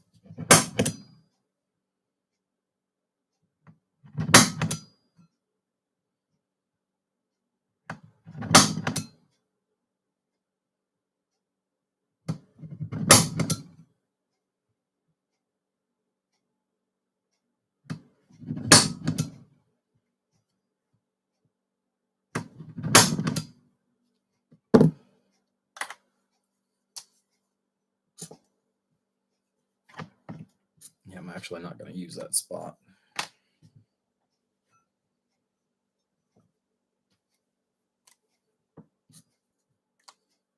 So we'll just mark that. We know we don't have to drill it.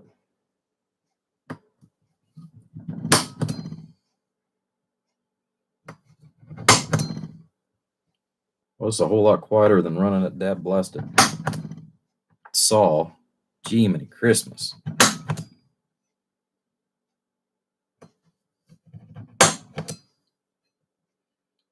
You guys are getting quiet on me again. It's hard to hold a conversation with just one side, one-sided, guys.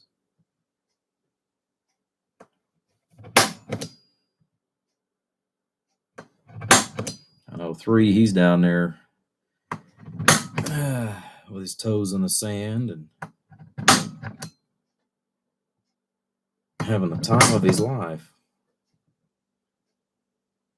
Not really, but I'd tease him about it anyways. He's a real good character. I wish some of you guys lived a little closer, or I got more time off. I'd love to come down and visit some of the different states and everything.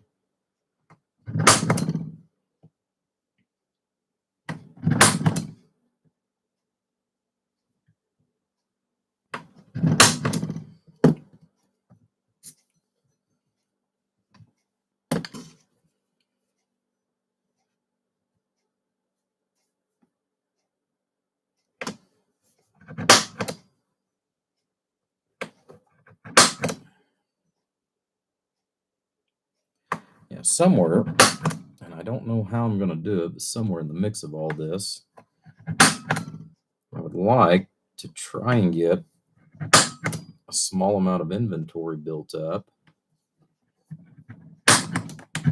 in between all this stuff.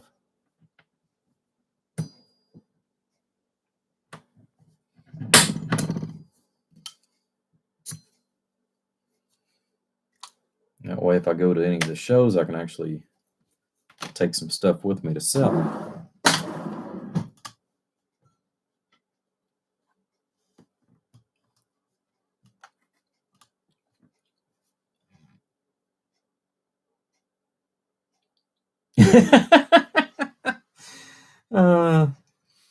Yeah, that reminds me, speaking of mailboxes,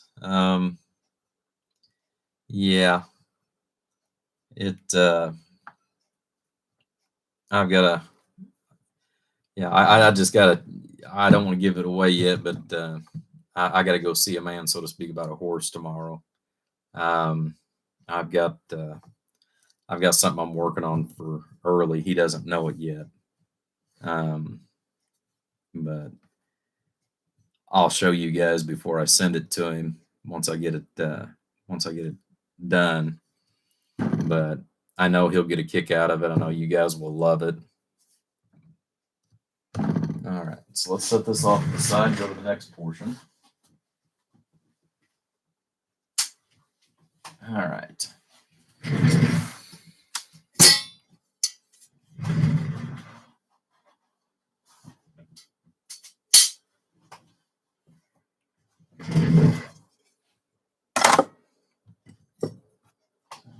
I might as well leave that out. Might need that here in a minute.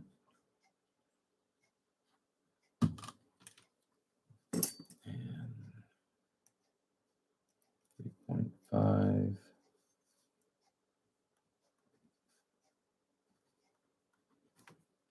Okay. So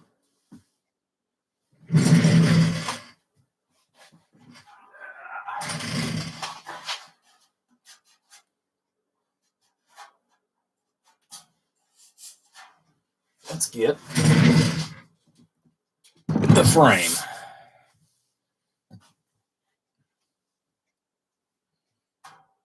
Okay. Why have they got all those screws in there? What was that for? Oh, okay. So they're not actually in there. They're in there, but they're not. They're for a whole different purpose. Yeah, I don't know what they had those in there for.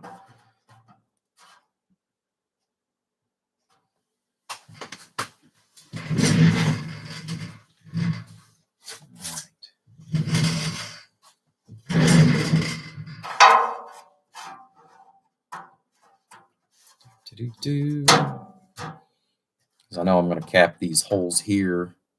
That's one of the things that I want to get done. I may just wait.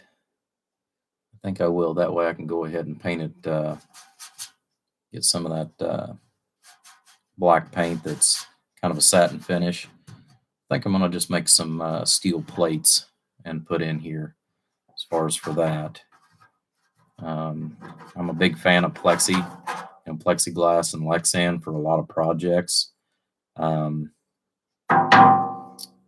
I think for what these are, because I do want to go ahead and cover up the extra holes here. They're not going to be used mainly because of the fact that we've got a vent in the front here at the bottom, same thing on the top. The case is pretty universal. We've got our hole here that's going to be for the fan. And I think what I'm going to do on this one is, since we know heat rises and the coolest air is always at the bottom, I think what I'm going to do is actually put the fan down here and go from there. One of the really nice features about this particular cabinet is the fact that you can put the sides on and take the sides right back off.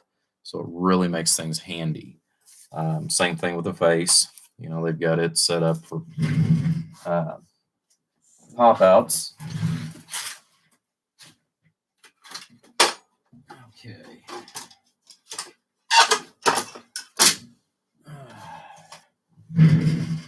One of the things, let me get that camera in here real quick.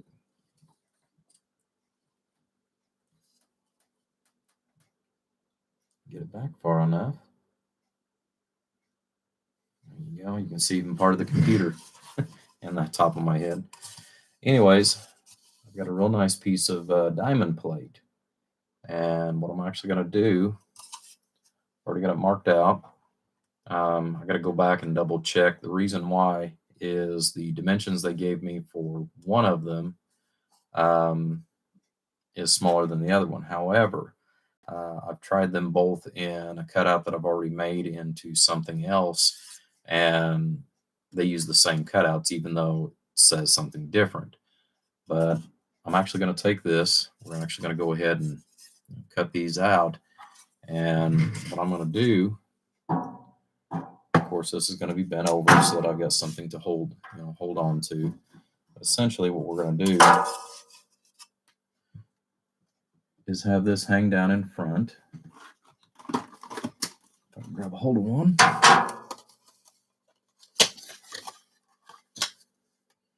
I'm actually putting 2 meters in this. One is for my incoming voltage and the frequency. That's actually going to be in here. And then the other one is going to be the volt and amp meter. So they're just going to actually be suspended here in front. Since we've got all of the space and real estate, it's going to be used up here on the sides.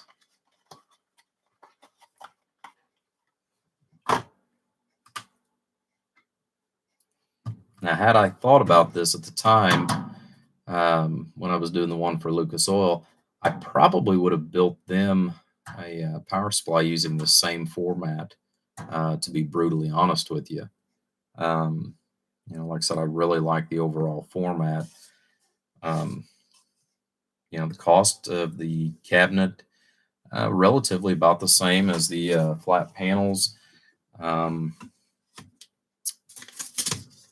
Even though they're in aluminum, and aluminum is great, but I think if I was to build for example, 1,000 amp power supply, which they make cabinets obviously even bigger yet than what this is, but I think I would probably sit down and calculate up how many modules I would need and have in the overall space here, and I think that's what I would do. I think I'd go back and build 1,000 amp right in the same type of cabinetry, just because of the sheer girth of it, because I can go up higher in most cases than I can go in the width or in the depth. So, I think it's kind of a big deal. I think it's a good deal. All right, so the fan, I'm gonna wait on that. We got a cutout for our service breaker. So I can put that piece back in for now.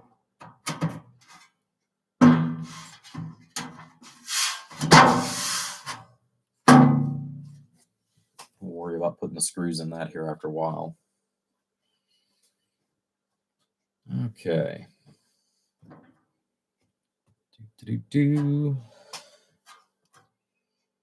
Let's see, in the back, I've already got the holes cut out for that. As far as for the drop down,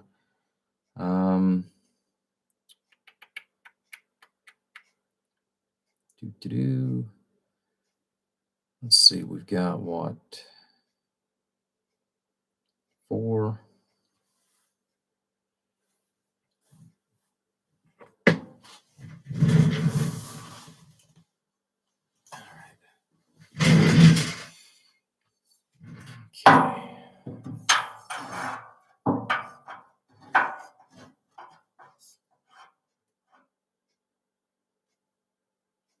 Okay.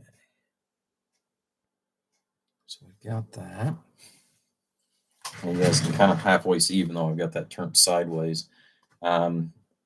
This also gives me a little bit more of a perspective too, because of my breaker. Let me see if I got it over here in the box. If I got to put it back.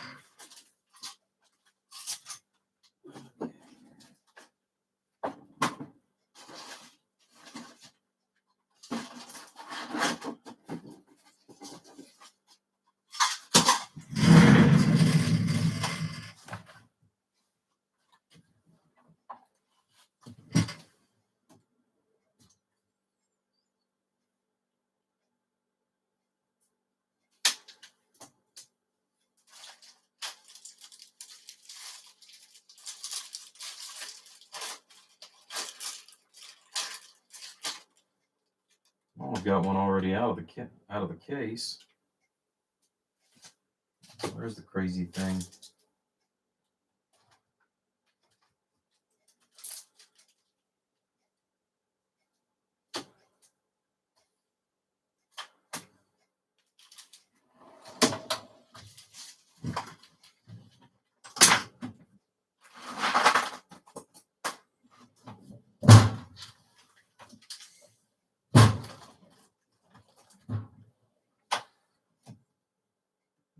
Okay, I did not put it in there.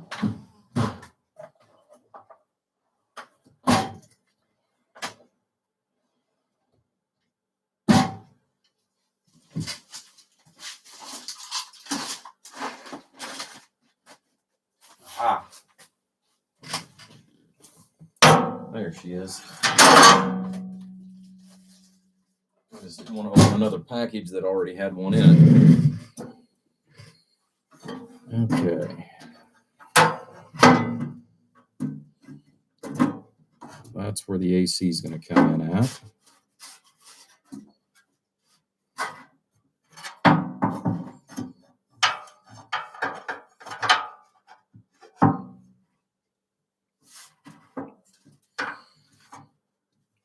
And that is the reason why this is going to be probably one short here, as far as on this one side. So once we put that in there, it's going to be right away.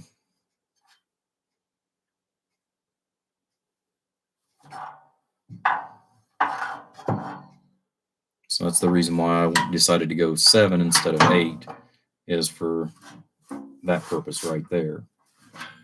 Well, hello, popcorn.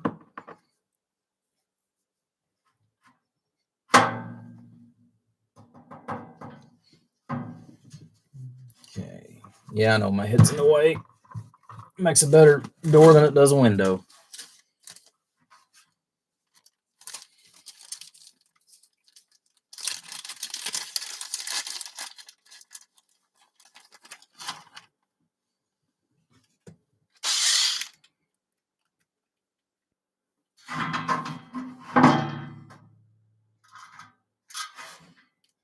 must be for the other type. Okay.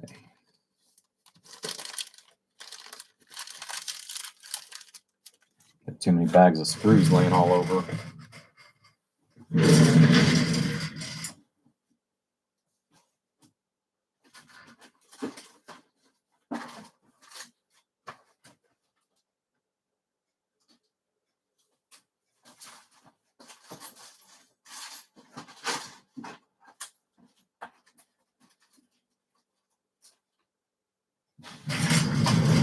There we go.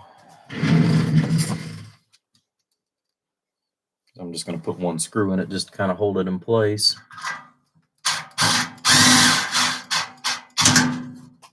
There we go. That way that didn't keep moving on me.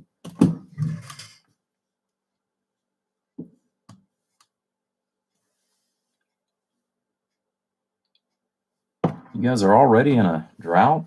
Jeez, oh Pete's. We haven't even got through spring yet.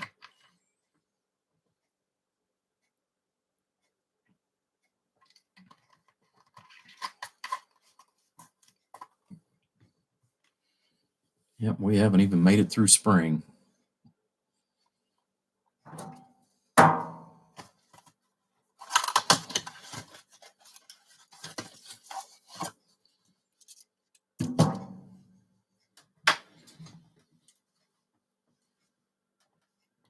Yeah, not that you guys want to see my ugly mug.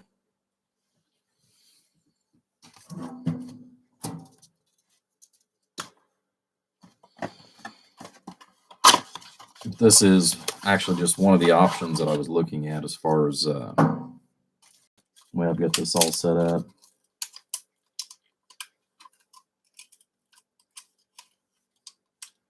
Huh. Well, that kind of sucks. You know, and I've never understood why they will do that. You know, we've had instances like that as well, where for whatever reason they decide that opening up the dams is the right thing to do in the middle of a drought. And now, granted, I'm not saying that other places don't need some of the water too. Like I said, it's just it's I don't know, some of the things that they do just boggles the mind. Okay.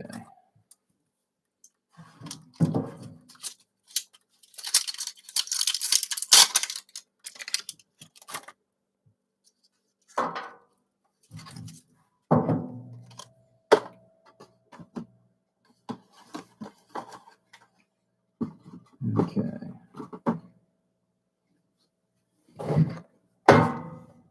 Alrighty.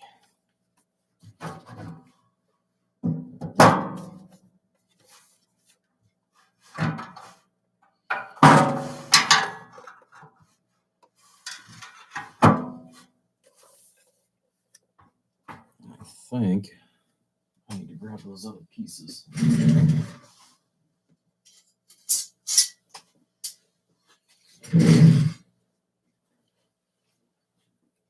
Okay. I know technically these are made or designed for front use, but we're not going to use them for the front. We're going to use them actually backwards.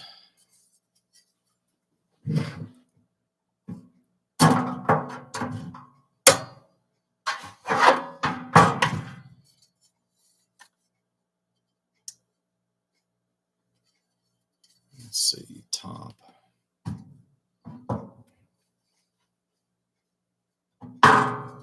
Which makes that one the left.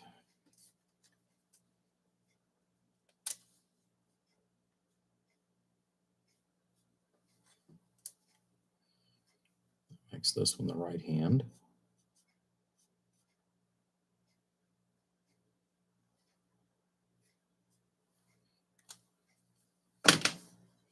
And the reason why it matters is actually how where the holes are at.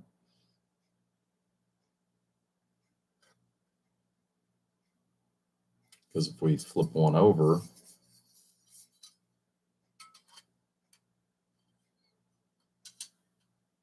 well, some way, somehow.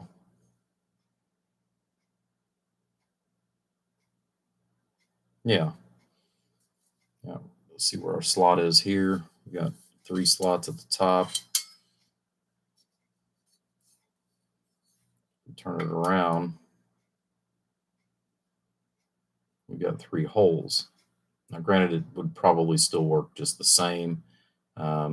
It's just we're going to use the slotted area, so we got a little bit more wiggle room as far as on that. So,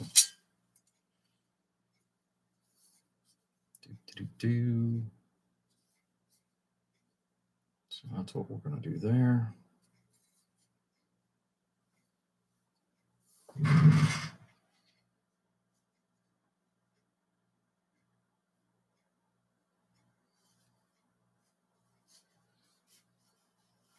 Okay.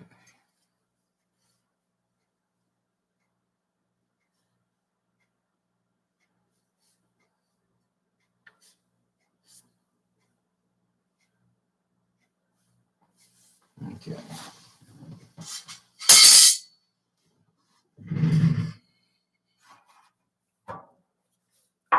All right.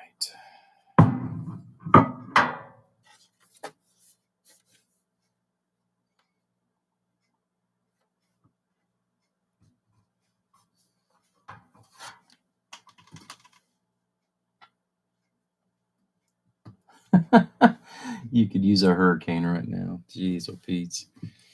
All right, so if I do that,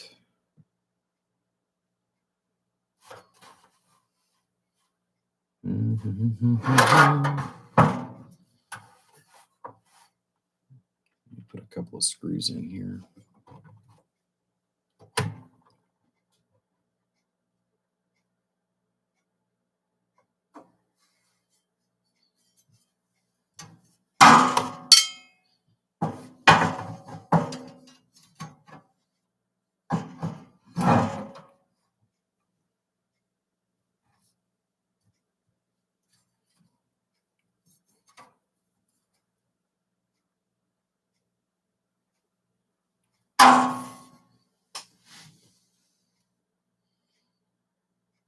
So I hope there's no difference.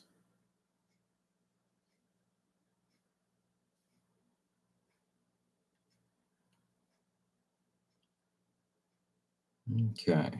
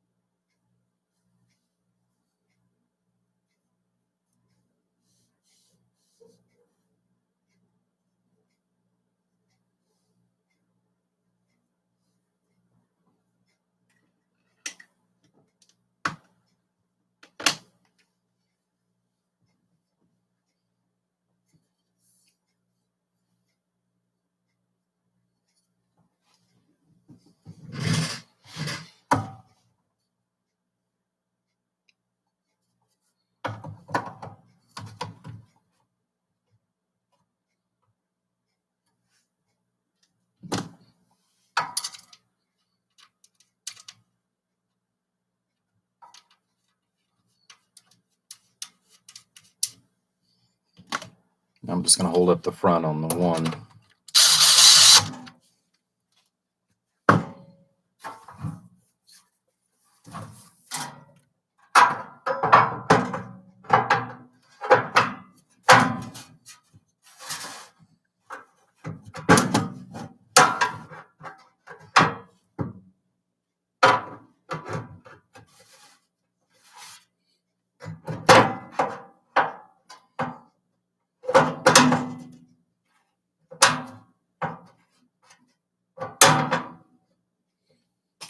Okay.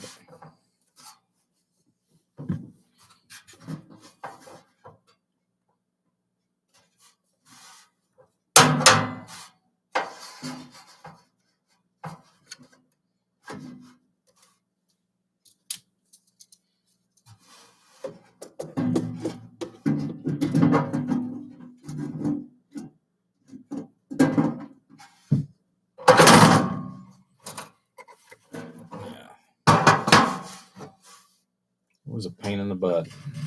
All right. So, yeah, there is no way to get around it. This one's just going to have to be a 700 amp. We'll have to go to the next size up, or the next setup.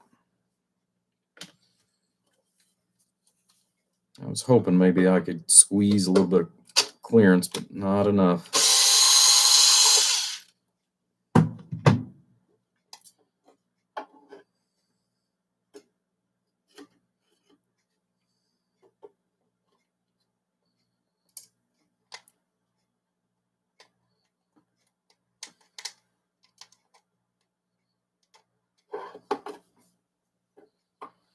Let's go all the way to the top here.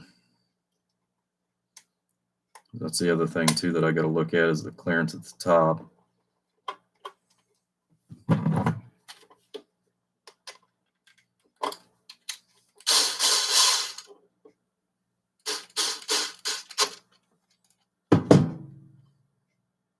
Oops.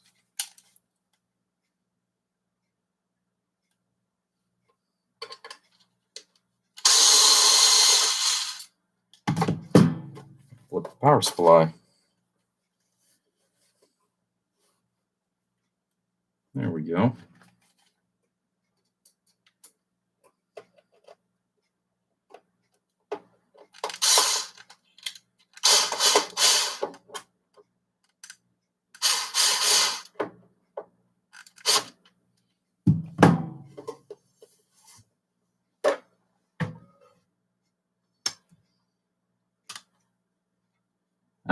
I was hoping on 800, but 700 is what we're going to have to go with. I really wanted to put an 8th one in there, but unfortunately, because of my breaker that's going to go onto the side, I have to drop out one of the modules. That's probably the only thing that kind of saddens me on that portion of it. So, all right. So if I do that, it gives me plenty of headroom yet. And I can bring everything straight down. I also want to keep my AC all the way over to the side. So half of them are going to be mounted this way, and then the other half will be flipped over and mounted in the other format. That way I can keep the AC on the outside, and the DC is going to be in the center. That way I can keep everything segregated between the two. And I think what I'm going to do is come off of this. And just drop straight down with all my wire. And that's part of the reason why I've got these breakers, to be honest with you. I think it'd be easier if I use one breaker, or contactor rather, I should say. One contactor for each side, one for the left and one for the right. Granted, it's kind of hard to see with my hand in the way right now, or my arm. But that's what I'm sitting here looking at right now is the contactors. So I think that's what I'm going to do is set those in there.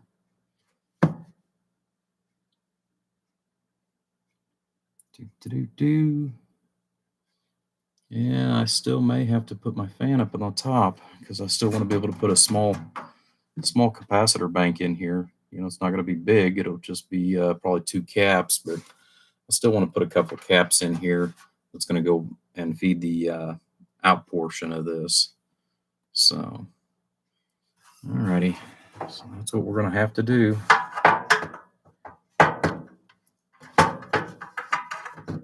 Alright, so we'll set that like that. Go from there. All right.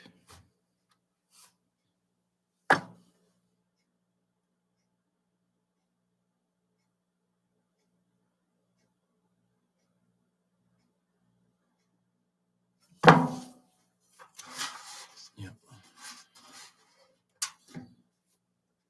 The only other thing that we might wind up in a snag with, which we shouldn't, because I check that prior.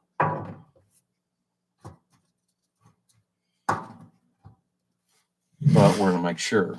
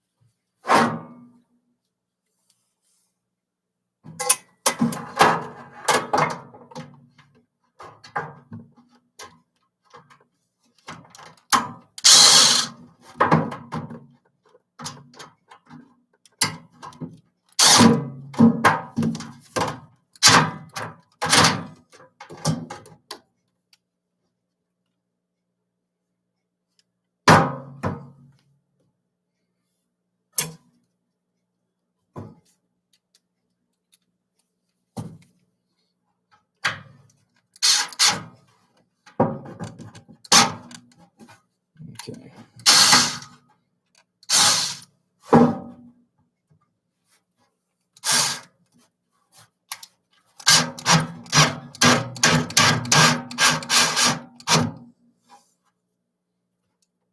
All right.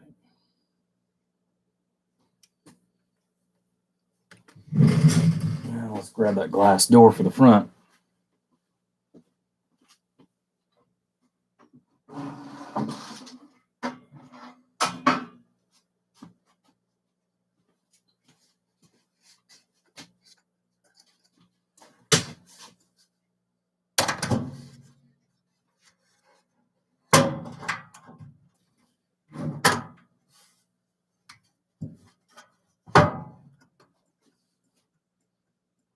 There we go.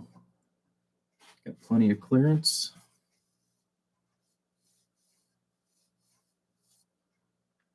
Good deal.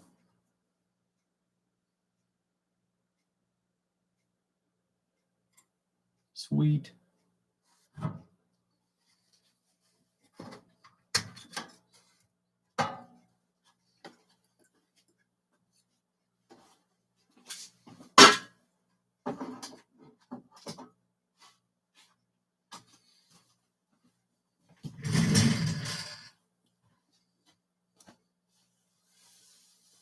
That makes me happy.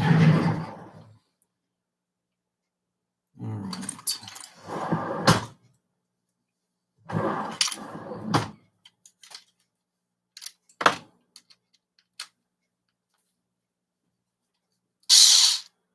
A little longer reach. All right, so that means that I can go ahead.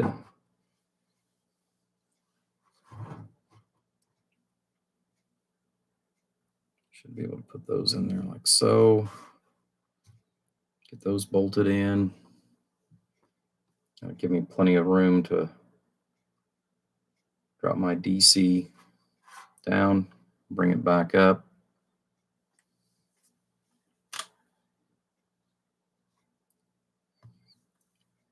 The AC will be running straight down.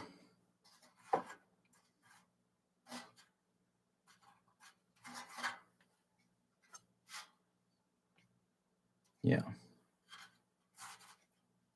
Yeah, I can run that down. Matter of fact, I can go ahead and actually drill holes along the sides here, just on the outside of this rail, drop it down.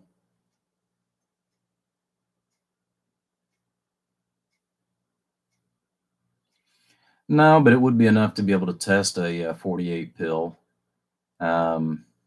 32 is really and truly as big as I really like to mess with. The 48, that gets into some really crazy stuff. I had the one in here, and the customer brought his own power supply for it, which it was 1,000 amp power supply.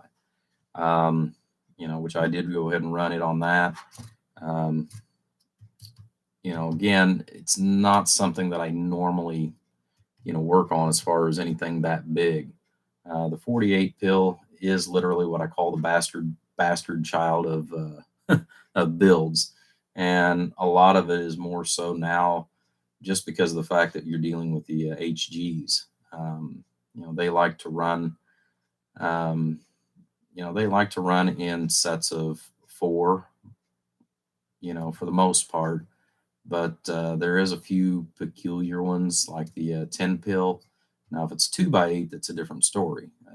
But if it's like a straight 10 back in the day with Toshiba, you could do that and they would run just fine.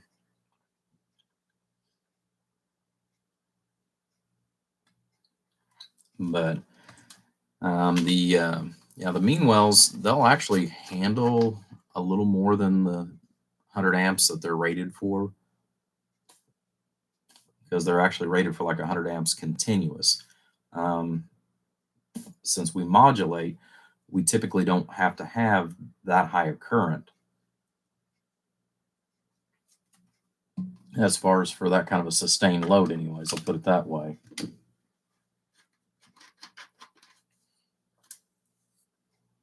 All right, so I'm going to have 4 over here and 3 on this side.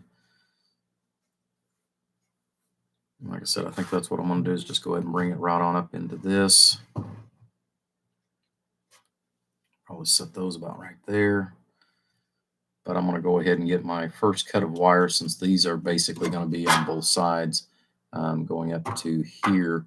This is going to give me my first reference as far as from top to bottom. So, all righty.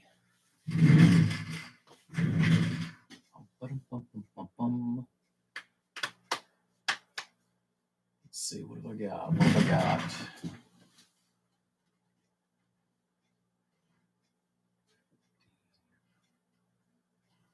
Let's see.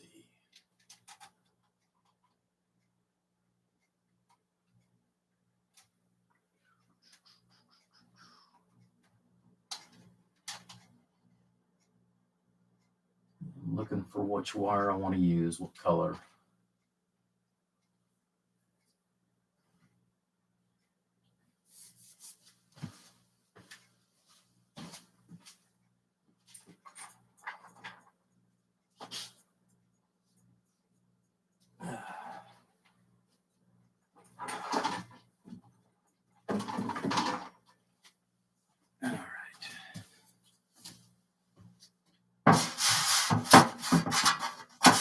Start cutting on that.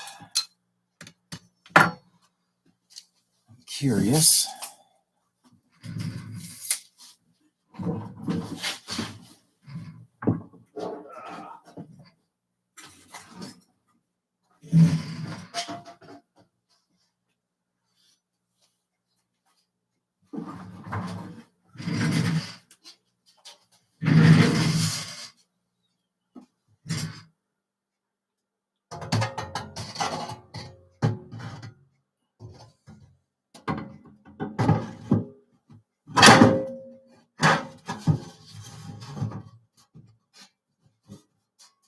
Granted, this is actually going to sit on the outside instead of on the inside, but I need to get some measurements for power.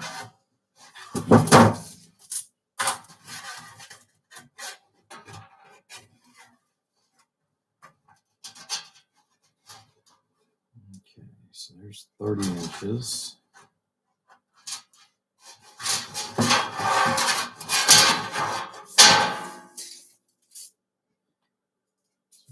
So 30.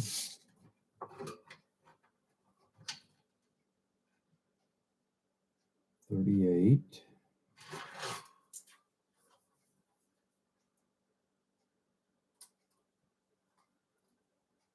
48, 49, 50, 51.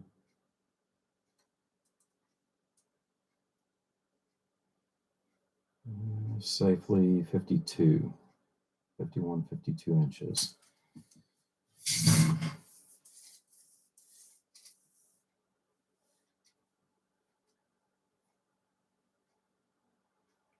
So to be on the super side, we're going to figure it at 4.5 feet. I may not have enough of the wire that I want to use for this. I may have to go ahead and order some. Let's do some calculations here. So 4.5 times 7.